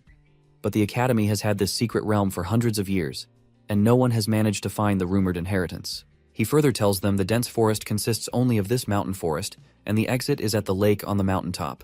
The base of the mountain is the most dangerous part of this secret realm, where it is those nightmare-level magical beasts equivalent to titled sword saints that roam. As Sal notices something coming, he tells everyone to prepare for battle. William tells them it's Melessa's insect swarm. Not only is it hard to shake off, but it also doesn't bring any benefits. They just have to leave their active path. However, the adventurers that were being chased say that it's useless. They have been running for 20 minutes and changed directions 5 times, and the insects are still chasing them. Andrea uses her magic spell to cast a shield. Sal tells them they've been running for 20 minutes and didn't have the courage to pull out a sword. Are they even worthy of being called geniuses? Sal uses his blood serpent skill and kills all the insects, but as expected, the worthless creatures didn't even boost blood mana. As the adventurers take a sigh after being saved, Sal asks them, "Are you not ashamed you were saved by an enemy?" One of them answers and says that no noble would think of a bastard like Sal, who can't even inherit a title or land, as an enemy. He's nothing but a source of amusement. She tells Sal that if he has any sense, he should escort her out, and she might leave a retainer position for him. As they talk, they notice some monsters coming towards them. William explains they must be the monsters attracted by the insect swarm. He notices something is wrong with the monsters and tells everyone to be careful. However, it doesn't matter, Sal thinks. He just has to kill them one by one. The Cooper family's blood demon swordsmanship is a type of swordsmanship inheritance with blood magic as its core. Because it uses magic instead of physical strength, the blood demon swordsmanship's techniques are bizarre and unpredictable, making them difficult to protect against. For a wielder of blood magic to increase their magic capacity, much like a warrior strengthens their body, they only need to kill. Control the blood, use the blood. This is the core of blood magic. While a blood mage cannot advance rapidly due to their fragile body, a swordsman has no such weakness. No matter how much magic is in the blood, under the secret techniques of the blood demon swordsmanship inheritance, it will only make a blood swordsman even stronger. The only problem is that the malice of the deceased towards the living, lingering in this blood, will condense within the body into an eternal blood demon phantasm. That is an eternal curse that only those with an indomitable will can suppress. As Andrea sees Sal absorb the blood of the monsters he kills, she asks him if he's okay. Sal tells her to not worry. With Master Chris regulating his power, he'd be fine against these mere high-level magical creatures. As Sal uses blood magic and gets consumed with it, Andrea casts the Wall of Stars to protect the others. Gloria asks if this is like that time in the Dragon Lair. Andrea tells her it feels different, and before she explains how different, Starlight interrupts her. She says that there's nothing to be conflicted about. Those who practice blood magic will all eventually descend into madness. It's just common knowledge. The first and second heads of the Cooper family went mad because of the blood magic. It is said that the current head became the silent sword saint to isolate the influence of blood magic on the family's bloodline. Andrea asks the noble girl to combine for her the Starlink technique, but she tells Andrea it's useless to use this kind of spiritual resonance on Sal. She's only courting death. As Andrea enters Sal's spiritual world, she sees the demon phantasm who pities that there's someone willing to risk their life for Sal. She asks what he did to Sal. The demon answers that it wasn't him. It was Sal who ate something he shouldn't eat. The first Cooper who created him was killed by this very thing. The demon asks Andrea if she still wants to save him. He tells her to let him plant a blood demon seed in her heart, and he will tell her how. Andrea agrees to the demon, who laughs at her for being too kind for her own good. Seeing Andrea use the 7-ring Starlight spell at such a young age, the noble adventurer thinks she must have spent all her time on training and calls Andrea a peasant who doesn't know how to enjoy life. Gloria tells her to either come over and help them or shut her mouth and hide at the back. The demon calls Sal trash for being saved by a young girl. Sal tells the demon to get lost, but the demon tells him that if he hadn't promised Andrea to save Sal, he wouldn't have bothered showing up in this disgusting place. The demon tells Sal to remember it because he will only teach this once and tells him to identify the differences between the blood and determine what exactly made him lose control. As Sal takes it out, the demon tells Sal that if he lets this kind of thing enter his bloodstream again, he will kill the girl he cares about. The demon tells him they'll see each other again very soon. And Sal tells him the next time he sees him, he will regret it. Sal uses his blood serpent violent feast to kill all the monsters once and for all and absorb their blood. Meanwhile, a bright light appears in the sky, and Gloria points out that a half-saint level powerhouse entered the secret realm, which means the school must have realized the situation and sent a teacher to fetch them. Sal asks why a half-saint level powerhouse was deployed, and if something has changed in the trial mission. Regardless, he says he will complete the mission. As the beasts rush towards the half-saint level powerhouse, he slays them with ease.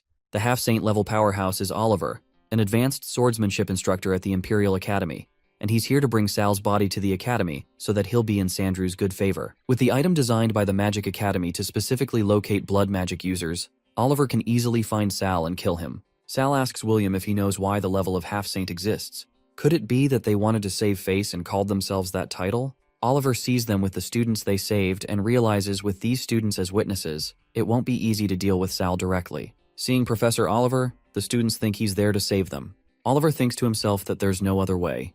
He's a good teacher adored by everyone. If he eliminates the disciple who caused the anomaly in the secret realm and reveals his true nature, the students will thank him. Sal feels a murderous aura from Oliver, but before he could respond, Oliver attacks him. Oliver says that Sal should be satisfied to be killed by a slash at the level of a sword saint. Sal now knows that the so-called half-saints are gold swordmasters capable of unleashing sword saint level attacks. Oliver realizes that Sal didn't actually die and prepares to kill him again.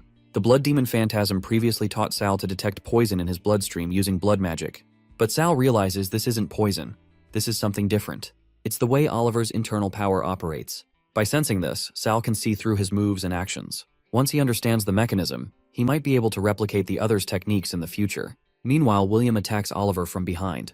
Oliver realizes Sal is harder to kill than he thought, and William's attacks are also harder to deal with than usual, so he can only use one move. As he uses his only move, the lake monster awakens, and Oliver leaves thinking the students will be grateful to the teacher for arranging this real battle training. After Oliver leaves, the students are on their own, fighting for their lives. One of them breaks down thinking he can't die. He still has to earn money to support his family. He needs to achieve success. As the monster rushes towards them, Sal tells William to use his strength to block and orders Andrea and Gloria to protect the students. Sal tells William to give him the crystal. William tells Sal that that's his mission, but Sal says that if they don't kill the monster, he will fail the mission regardless. If Sal uses techniques at the level of the Blood Shadow Blades against a disaster-level monster, it will definitely give the Blood Demon an opportunity to take control of his body. So he decides to use swordsmanship and magic below the silver level.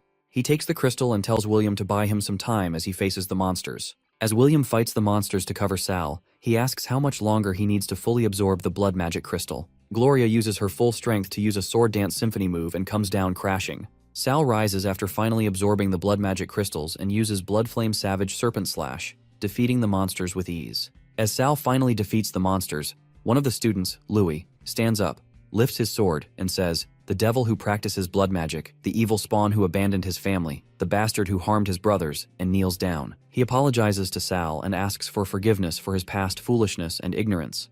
If it weren't for Sal, he would have been dead already. As everyone else kneels before Sal and apologizes too, another girl points towards an insect swarm. Sal uses his blood vision and thinks the insect swarm must be hiding some kind of secret. He tells Andrea to protect herself and take care of the students.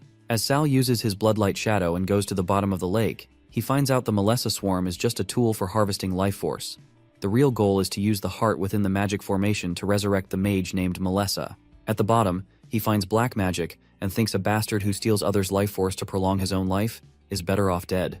As he breaks off the dark magic spell, the student's magic recovers too, and the secret realm door appears, which Sal didn't expect to find by accident. Meanwhile, Oliver stands thinking that everything that happened in the secret realm must not be spread outside. Otherwise, His Royal Highness's plan to take over the Academy will be affected, and he won't be able to gain a foothold in the Academy anymore. He thinks to himself, surely not everything is going to develop in the worst direction. The door to the secret realm opens ahead of schedule, so someone survived.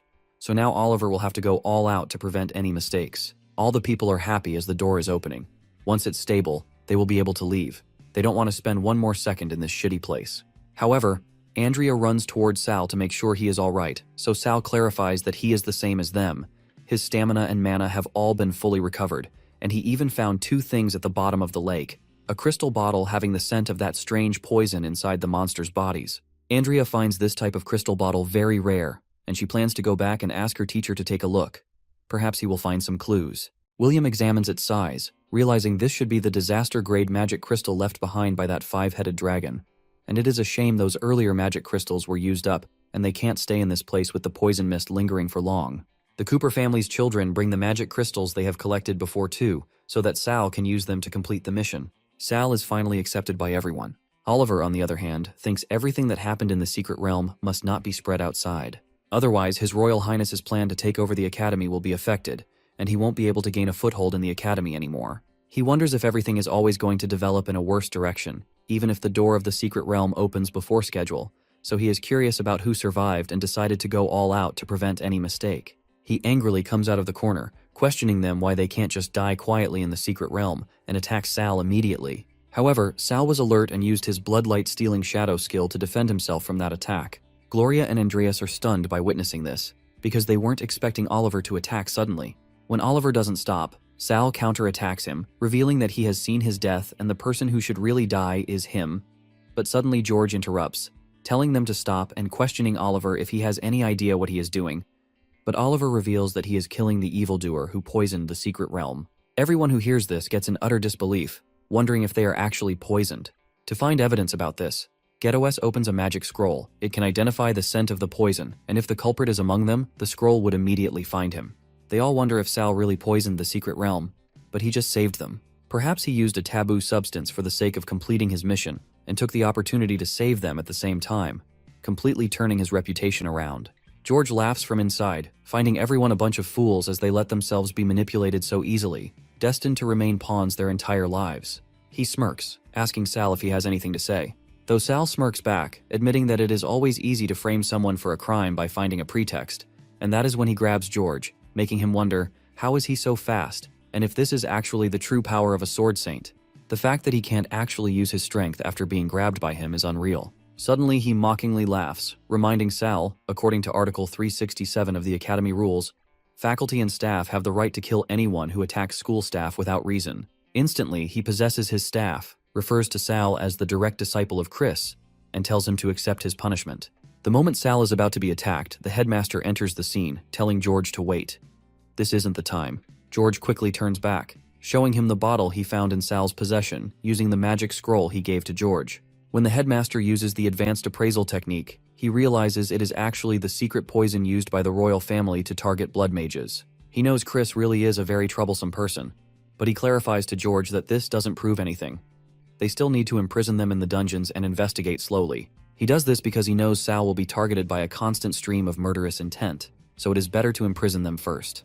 People at the corner stand are unsure if Sal had really used the poison. Some believe he did because Professor George used the headmaster's magic scroll to find proof. Others think differently, saying that Professor Chris denied it and that the headmaster did not punish Sal immediately. Some even suspect that Oliver set Sal up since they all saw how he ignored their safety in the secret realm. Later on at the Academy dungeon, Sal is lying on a wooden material in the prison while Chris sits beside him, revealing that this poison is specifically used by the royal family to deal with blood mages. According to his investigations, it came from none other than the second prince, Sandrew. Listening to this, Sal angrily tries standing up, but Chris stands up to walk away and, before leaving, advises Sal to stay here and think carefully. There is no shortage of enemies to kill in this world. Oliver, on the other hand, finds Sal pretty foolish because Professor Chris's duty is to protect the royal family, and Sal actually told him right in his face that he is going to kill His Highness. Sal is surprised as he didn't expect Sal to still serve Chris at this point, as he didn't care for his life at all. But it is Oliver's honor to be able to contribute his strength for His Highness. Sal questions Oliver about whether he ever thinks if it is worth it or not, and he asks if Oliver's talent and hard work are only meant to satisfy the desires of those he sees as worthless. He says that Oliver must also feel like a disposable pawn who can be abandoned at any moment, so he asks if Oliver has anything else in his life, like his family or something to care about. Sal then gives him an option that if he is willing to confess everything about the secret realm to Headmaster Albus, he promises to help him break free from the control of the second prince, though Oliver tells him to shut up as he won't betray his family. Later on, a guy comes to inform them that His Highness has arranged a duel for Oliver and Sal in the beast fighting arena. He hands Oliver a vine through the gap in the prison gate, explaining, "This precious vine of life will bestow upon him the final glory." Oliver assures the guy to follow His Highness's orders even if he dies. The guy is glad that he understands. His Highness accepts his loyalty, But the fact that he will definitely die if he uses the Vine of Life raises the question, what is the point of obtaining glory after death? At the Empire's beast-fighting arena, the audience cheers in excitement as tonight's duel will follow the most ancient rule. The two warriors will fight under the attack of a magical beast. Whether by killing their opponent or teaming up to slay the beast, the last warrior standing will receive their cheers and a reward from His Highness, the Second Prince. The duel officially begins when the magical beast awakens. The moment the duel begins, Oliver confidently attacks Sal with his sword, assuming he has already seen through Sal's blood magic sword technique. So as long as he expands his area of impact, his bloodlight tricks will be useless. But that doesn't go like the plan, and Sal easily attacks Oliver with his sword. As a 4-year-old who is painstakingly trained in the sword and possesses an S-rank sword, talent is nearly impossible to defeat, and too talented. Looking at the fight, the Second Prince wonders why Oliver is not using the potion and asks his men to bring Grace, Oliver's mother, and the Second Prince's cook, over.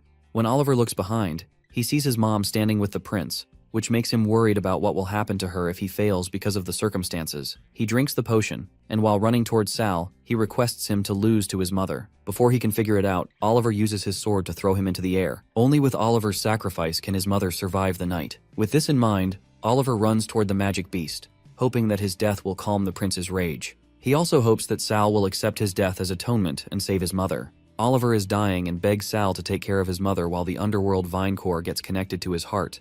But Sal tells him to take care of his family himself, stay alive so that he can repay him slowly, and that is when Sal puts the sword to him while using his blood manipulation flesh rebirth skill.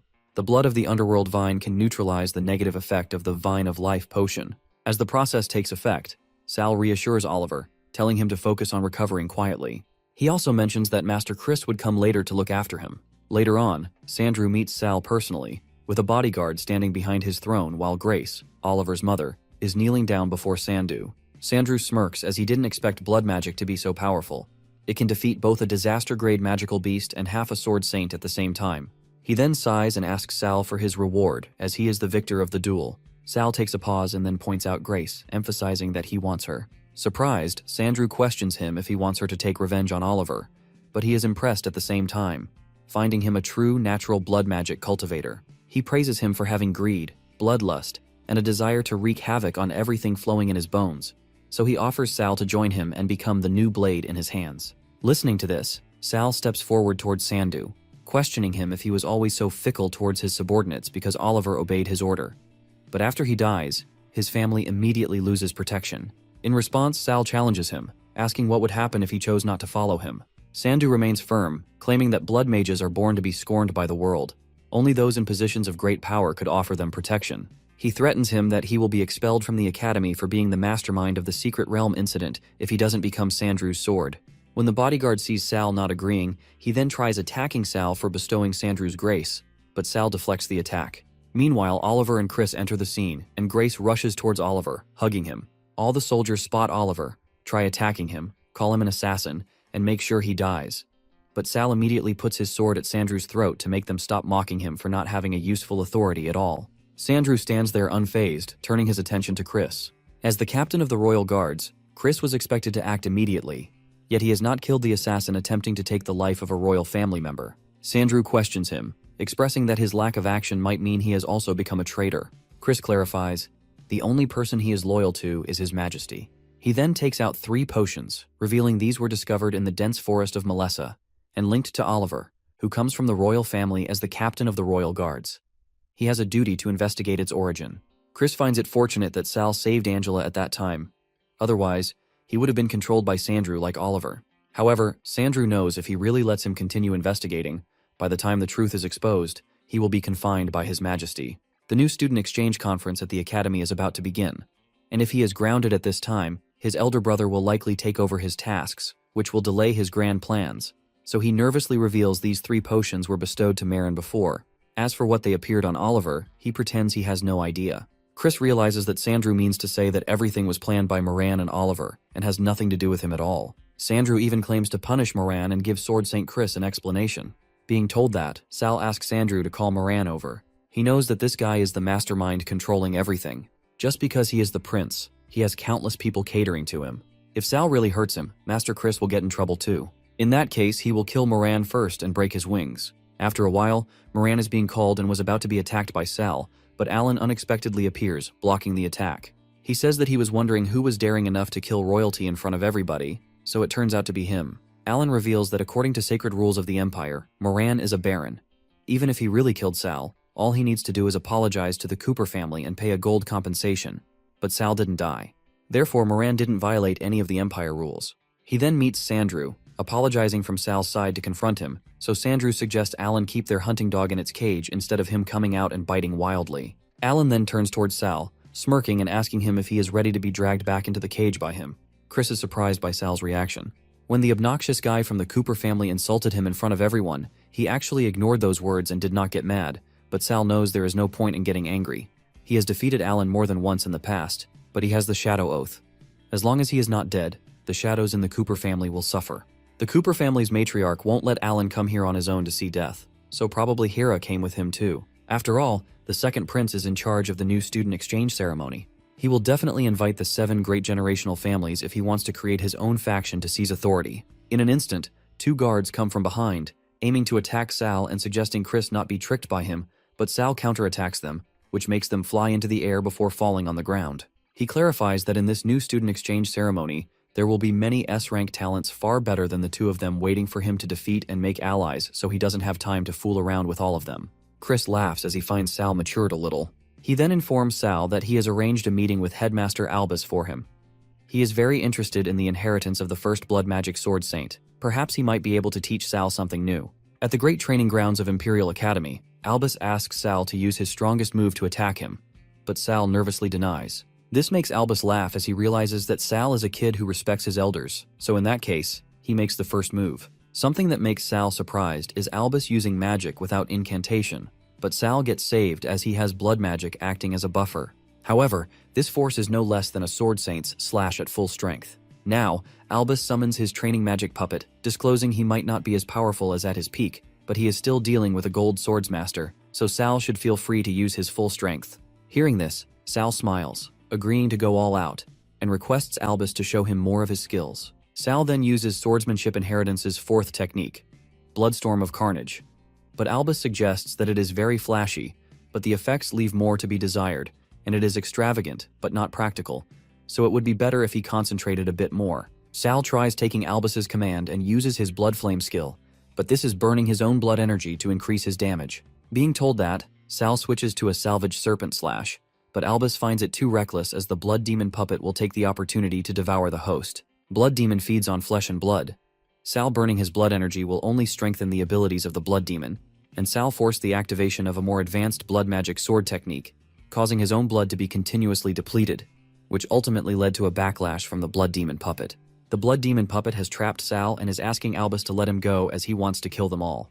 Chris interrupts as he is worried that this can't go on, because Sal can't last any longer. Meanwhile, Albus tells him not to panic, as in order to protect Sal, he has to temporarily imprison it. He then tells Sal, before he can master the power of the Blood Demon puppet, he is forbidden to use blood magic. This makes Sal shocked as the new student exchange ceremony is about to begin, and it is impossible not to use the techniques he is the most familiar with. Chris tells that is why he has to master it quickly. The core of the blood magic is controlling blood. He will give Sal special training from now on. Albus knows Sal has become addicted to magic techniques, and if this power isn't controlled, it will be a disaster. But the question arises. The armies led by the 1st and 2nd Cooper were invincible, but they all died in one night. So what really happened? Sal wonders if it is because the blood magic technique went out of control. Yet there are no such records in the Empire's history. His thoughts are interrupted when Albus suggests he fully master blood magic sword techniques, as this is the only way he can keep many people in the academy he cares about out of danger. Now Sal and Chris decide to get going for the special training, though the fewer people who know about this secret training, the better. Suddenly, Chris spots a suspicious bird but then ignores it, thinking the forest gets bigger and all kinds of birds will appear. In the forest, a S-rank prodigy from the Forest family, one of the 7 great noble families, is the bird keeping an eye on Sal, as the second prince ordered her to ensure that Sal refrains from using blood demon sword techniques. He is effectively handicapping himself, so she thinks she will definitely be able to eliminate him during the upcoming freshman exchange ceremony. The date for the Imperial Academy's annual new student exchange ceremony has arrived. This is a rare event in St. Gordon, and the seats will usually be full. The audience can not only see the unique talents of the freshmen, but also the family heads of the legendary Duke families, Royal Highness, the second prince, respected representatives of the Duke's families, and their outstanding teachers and students of the Imperial Academy. This ceremony is hosted by His Highness, the second Prince Sandrew.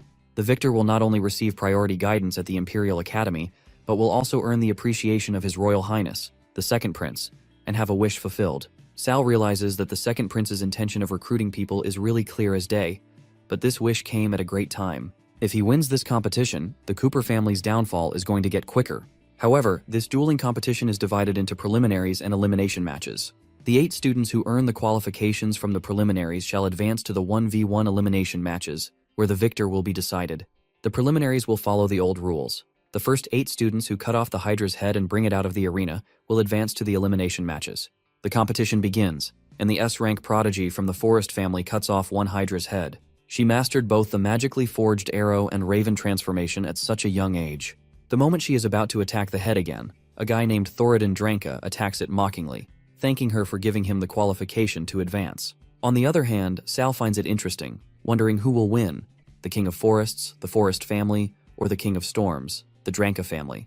As she tries attacking him, Thoradin thinks that her attack is weak and cannot break through the defense. With just a small movement, he easily wins, as expected of a member of the Dranka family, who has the reputation of having monstrous defense.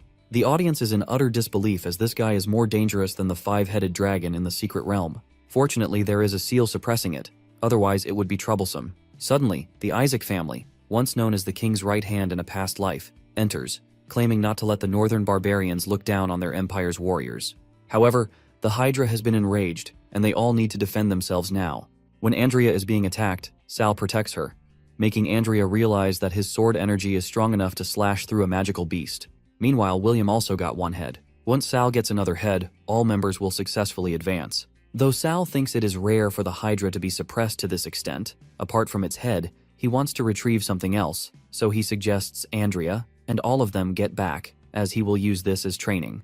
Although he can't use his blood magic, he is able to withstand the Hydra's attack now that his body has strengthened.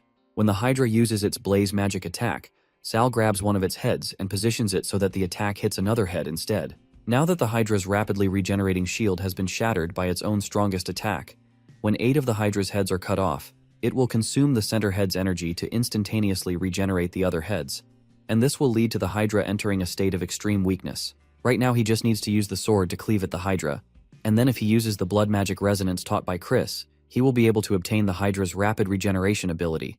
But his plans don't go accordingly as he tries challenging the most difficult head and is now being trapped by it. At this particular moment, Alan mocks him and offers him to kneel down and beg him so that maybe he will let him have this. Sal smirks because he obviously wouldn't do it, but Alan threatens him that if he doesn't care about advancing, then what about his friends who are being trapped by Hydra's regenerating heads? Sandrew sits there smirking as he notices the Hydra's seal has been broken, and wonders if the guy from the Cooper family really has a death wish. He also hopes some of the playthings in this arena will die. That would make things far more exciting. Meanwhile, Sal is struggling. Alan assures him of returning all his past humiliation back to him today, and uses his blood to wash away all the shame. Alan has brought Lysa, the fiercest dog of the Sana family. Lisa uses black magic that binds, weakens, and drains life. Fighting her only leads to being consumed. Because of Alan's interference, Sal failed to cut off the Hydra's main head, allowing it to fully break free from its seal. Now, Sal decides to let Lisa face the consequences and experience the Hydra's power. However, Alan thinks he is foolish for destroying Lysa's hair, as that alone won't stop her. She can absorb the Hydra's flames and transform them into different forms. By angering the Hydra and provoking it, the creature is bound to react. But since it has just broken free, the chance to attack is slipping away. Sal must deal with Alan quickly. Sal then asks everyone to leave the arena and bring Lisa with them too. Meanwhile, the announcer announces 3rd place, Gloria Isaac earning the qualification. 4th place, Andrea. 5th place, Nameless Knight. And 6th place, William. When William takes Lisa out of the arena, she is biting his hand, so he makes her understand if she stays inside, it will delay Sal from resolving vendetta with Alan, and that she doesn't need to waste her life protecting that scum human. As the announcer announces the 7th position is of Lysa, William assures her that this is the qualification she has earned on her own. He hopes that in the next competition. On the other hand, Alan's anger doubles when he realizes his dog has betrayed him. Though Sal mocks him because now no one is taking his damage, and he will die. But Alan is too confident of becoming the last person to advance, and Sal only being worthy to become the Hydra's food. But Sal laughs and quickly attacks the Hydra, thanking Alan as he wouldn't be able to cut off the Hydra's head so easily without him. as he has helped him to complete the ritual when the Hydra is at its weakest.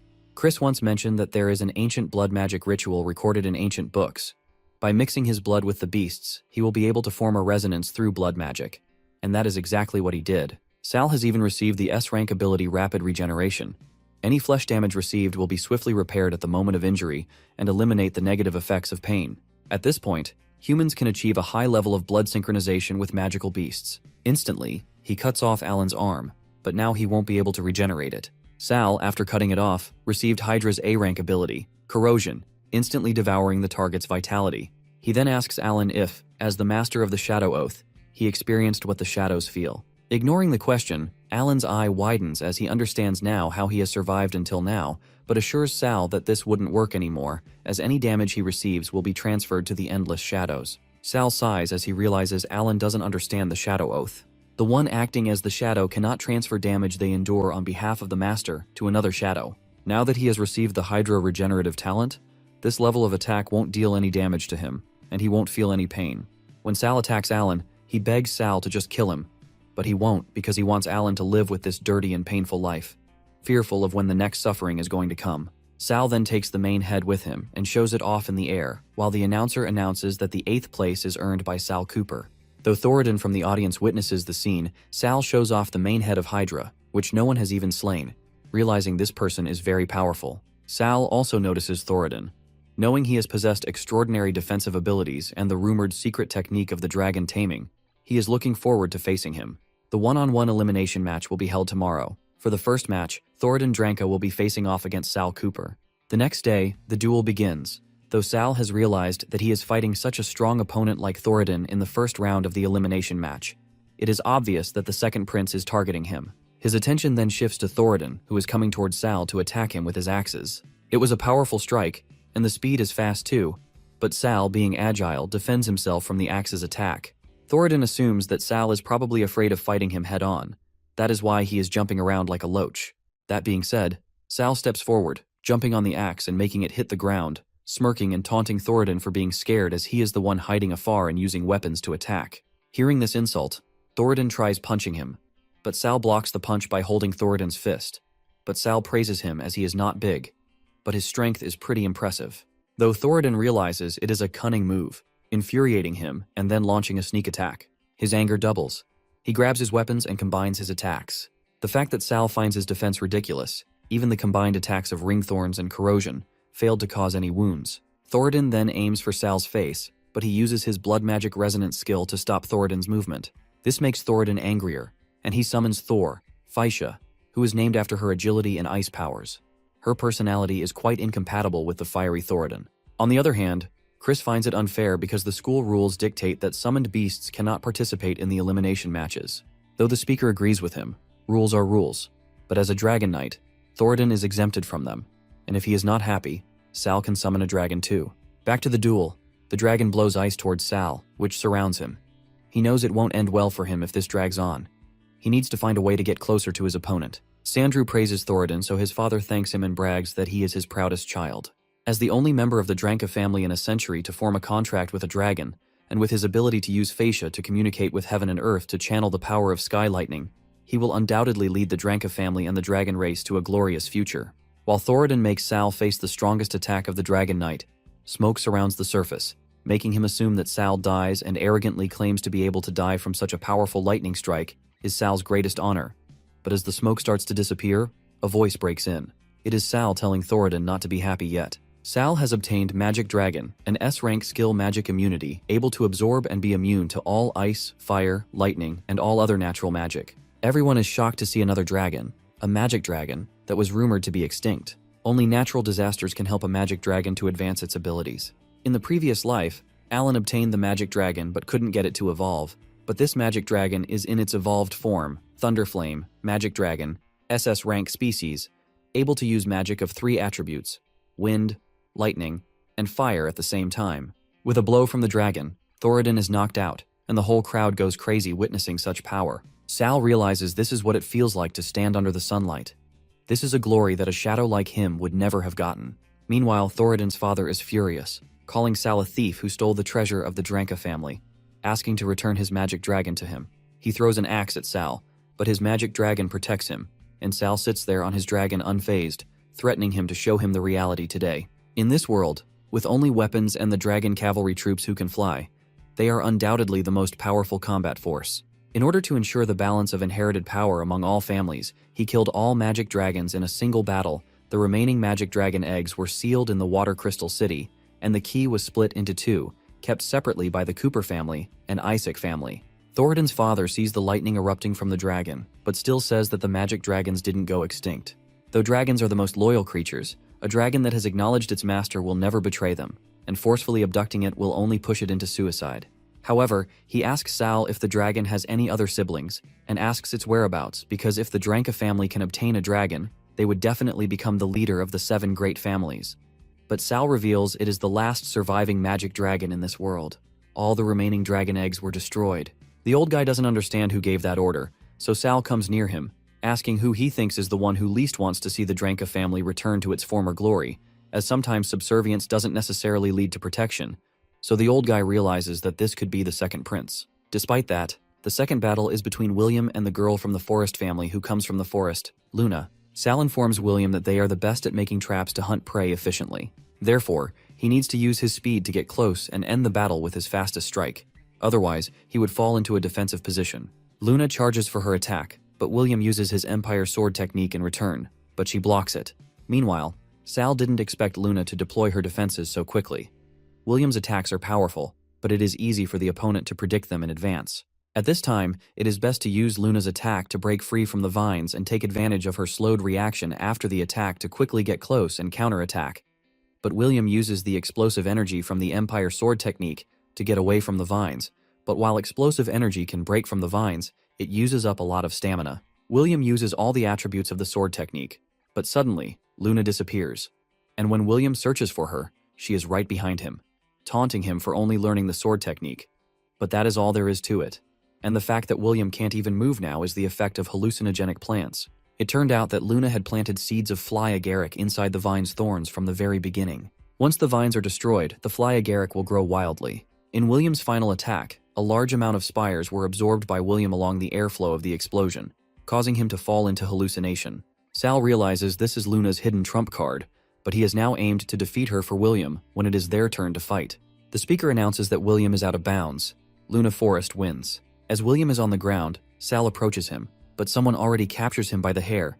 It is Lisa. It makes Sal wonder about when they got so close that Lisa was even faster than him at catching William. Though Andrea tries healing him, she senses that there is a strange hallucinogenic energy in William's body, and she can't get him to wake up from that energy. But Sal gets an idea and asks Lisa if he can trouble her to use her black magic to give William a little electric shock, as he needs to wake up as soon as possible. William finally woke up because of Lisa. As William thanked her, she blushed and ran away. Whereas just now, Lisa's magic and Andrea's briefly merged in William's body, and she accidentally glimpsed Lisa's memory. Lisa wasn't able to protect Alan previously, and now she also saved William. She is worried that the matriarch will punish her, but they assume that Lisa still has her elimination match later. The matriarch won't be crazy enough to punish her before that. Unexpectedly, Hera has already captured Lisa and is torturing her for not protecting her master and for still wanting to participate in the elimination match. The Sana family, well known for their dark magic, would seek out impoverished children all over every year and bring them into the family's dark temples. The Sana family's dark magic originated from the deepest pain and despair of the human mind. There was such a thing as a bottom line for the Sana family, and their humanity was long gone. Only the few lone souls lucky enough to survive the despair were worthy enough to be branded by the Sana family and become terrifying killing machines. Back to Hera torturing Lisa, she mocks her, calling her the dog of the Sana family, and accusing her of forgetting Sana's teachings. She tells her to always be ready to sacrifice everything for her master, including her body and soul. And then, with a metal chain wrapped around her arm, Hera strikes her, taunting her for failing to protect her master. She declares that since Lisa couldn't fulfill her duty, her arm is now worthless. But before she could hurt her more, Sal and Andrea enter the scene, and Sal uses his magic to throw the metal chain away from Hera. Hera smirks and shows him a material she is wearing on her finger, and threatens Sal for pulling the dark magic collar on him, and he will become just like this dog, living a life worse than death, and only able to grovel before her. But Sal smirks back, mocking her for Alan not having a chance to tell her. He elaborates, something went a little wrong with the shadow oath planted in him by the Cooper family, and now Alan has become his shadow. Hera grits her teeth, but before she could do something, Sal warns her that poor Alan will be experiencing every pain and wound in Sal's place, and taunts her for praying that he lives a longer and happy life. He then approaches Lisa, but before he could, Hera grabs Lisa and asks Sal to take a good look at her, as she will never be able to escape the control of the Sana family because not everyone is an ungrateful brat like him. Sal gets angry and tries to attack Hera, but Andrea reminds him not to be rash because he will be disqualified if he acts against a noble. She even informs him that she has seen Lisa's memories, and as long as they are able to awaken the warmest memories within her, she can escape the dark magic's control. Being told that, Sal approaches Lisa and makes her remember that she still has an elimination match. As long as she wins, she can stay in the Imperial Academy and will be free if she can leave this basement. The moment Sal is motivating her, he reminds her of William, and she tries to break free. Lisa murmurs that she cannot die here. She screams, breaks free, and runs out of the door. That is where she runs into William and hugs him. Hera, on the other hand, is angry and claims that even if Lisa is free of dark magic, she is still the Sana family's private property. But a voice breaks in, correcting her that Lisa is a participant in the matches, not anyone's private property. It is Master Albus. Hera still smirks, reminding Albus, too bad that the school can't offer any more protection after the new student's dueling ceremony ends. So Albus says it can happen if she becomes his student, and questions her if the Sana family is willing to offend him on her behalf, someone who is already married outside the family. Hearing this, she walks away, and Sal thanks the headmaster for his help, so he informs Sal that William asked him desperately. As a teacher, he is obliged to satisfy his students' demands. Sal realizes that it looks like William really cares about Lisa if he persuades the headmaster, though Lisa is in William's care now. Meanwhile, Sal thanks Oliver for informing them about the secret basement, or else they wouldn't have saved Lisa. Before the headmaster Albus got Oliver involved, Lisa, as the representative of the Sana family, had already forfeited. Moran has announced the advancement of Andrea too. In the other group stage, Gloria was up against the Nameless Knight. That Nameless Knight was able to quickly overwhelm Gloria without taking any damage. Even with his years of experience as a teacher, he wasn't able to tell the kind of skills that guy was using. It is now Sal's turn in the elimination match. If he can't make it in time, the second prince will disqualify him outright. Back to the duel ground, the speaker, Moran, is counting down from 3. If Sal is still not there, then it will count as him forfeiting. Moran is counting, but before he could complete the counting, he stops as Sal comes to the ground with his magic dragon. He then asks Luna if they can continue. Luna tries attacking him, but before she could, the dragon uses his thunder flame roar because Sal won't give him the chance to use her old tricks again. He will end this quickly. Though Luna falls out of the arena because of the attack, Sal eventually wins. The thunder flame magic dragon is too dominating. After a unanimous decision by the second prince and the academy leaders, it is now forbidden to use tamed monsters in the competition. Hearing this, Sal smirks as the academy is really fair when dealing with him. Now the next match is Andrea versus Nameless Knight. Professor Cassidon guides her that the opponent's defense is very ridiculous, but Gloria couldn't hurt him at all. She must not pull her punches. As the duel begins, Andrea casts 3 advanced attacks, magic naming Crystal Meme, Lightning Crackle Crackle, and Rocks Boom Boom. Cassidon sarcastically says that he finds the name pretty adorable, but the Nameless Knight reveals that Andreas's attacks are ineffective against him. Sal is also shocked because how could the attacks disappear for no reason? Though the guy confesses that the scales of power will send back something equal in return. Sal has realized that the guy is going to use his ultimate. It is wind magic. Not only can it swallow attack energy, but it can also borrow the power of the wind to launch a counterattack. With the blow, Andrea is out of the arena and the Nameless Knight wins. It is an immediate win. His power seems to be stronger than the other opponents. Sal carries Andrea as she is injured, though Moran announces that the final battle will be between Sal and the Nameless Knight. The winner will become the new head of the academy, and all the students, both commoners and nobles, will follow his lead during their time in school. The final begins now. As the Nameless Knight and Sal stand face to face, Sal admits that the Knight is the strongest opponent he has faced, but today's victor will only be his. As the fight continues, the Knight reveals that Sal is the first person to bring the sword to his neck, but tells him not to be happy yet as the victor hasn't been decided. The Knight then equips the Angel Wings, an S-rank multi-function weapon, able to attack, defend, and change its form. It is the treasure of the Empire's auction house and is worth as much as a city. He has formed a shield with it, surrounding himself with a super strong hurricane to form a stable, absolute spatial defense. Sal realizes that this person is not simple as the wing form is activated, fused onto the body, and strengthens the body's strength and speed, and can accumulate sword energy in the wind until it is released. As the battle heats up, Chris realizes this is the guy he taught in the past. Moran informs Sandrew about it as well, and he is also shocked, as he didn't think that he would dare to show up here. He tells Moran the batch of people they secretly cultivate can be deployed here. Today is the day the Nameless Knight shall die. When they are fighting, The knight questions him that his swordsmanship is actually on par with him, and he gets stronger the more the battle drags on. So how is that possible? Sal smirks, asking him if he thinks that the blood magic is only used to entrap him. That said, Sal activates the blood lava skill, uses blood to construct a lava domain, and can establish a link with Sal at any time. The blood energy can sense in the arena and provide energy. In that case, the knight decided to dry up all his blood energy and activate his Storm Holy Sword. It can absorb the sword energy on the strong winds and transform into countless sword shadows to launch ranged AoE attacks. Though Sal tries using blood energy to bind him and warns the knight that it is useless, blood energy is alive. Struggling will only make it tighter. In reality, he just wants to see how many trump cards the Nameless Knight has. The Nameless Knight uses the Hand of the Undeaded skill, the weapon of the first Sana family head. It has the ability to naturally restrain all living creatures. It is an S-rank black magic weapon, a treasure of the Empire's pawnshop. Its value is equal to that of a city. He also uses the Death Wither skill. It can drain the target's vitality and turn it into a dead body. Sal knows something is wrong. He clearly took the initiative to show his goodwill to him, but still he senses a more dangerous aura. As Sal attacks him to know who is behind him, the knight's mask falls. It is Leonard Richards, Crown Prince, the first prince of the royal family. In Sal's previous life, he had heard that the eldest prince was deeply loved by the soldiers and took the lead in suppressing the rebels from all sides.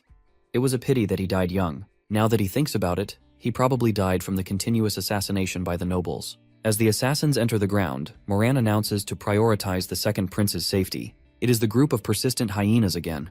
Once they have caught the scent, they will never let it go. Leonard equips the vault form of angel wings, connects to the Empire's pawnshop treasury, and it can be quickly exchanged for any weapon based on loaning credibility and return at any time.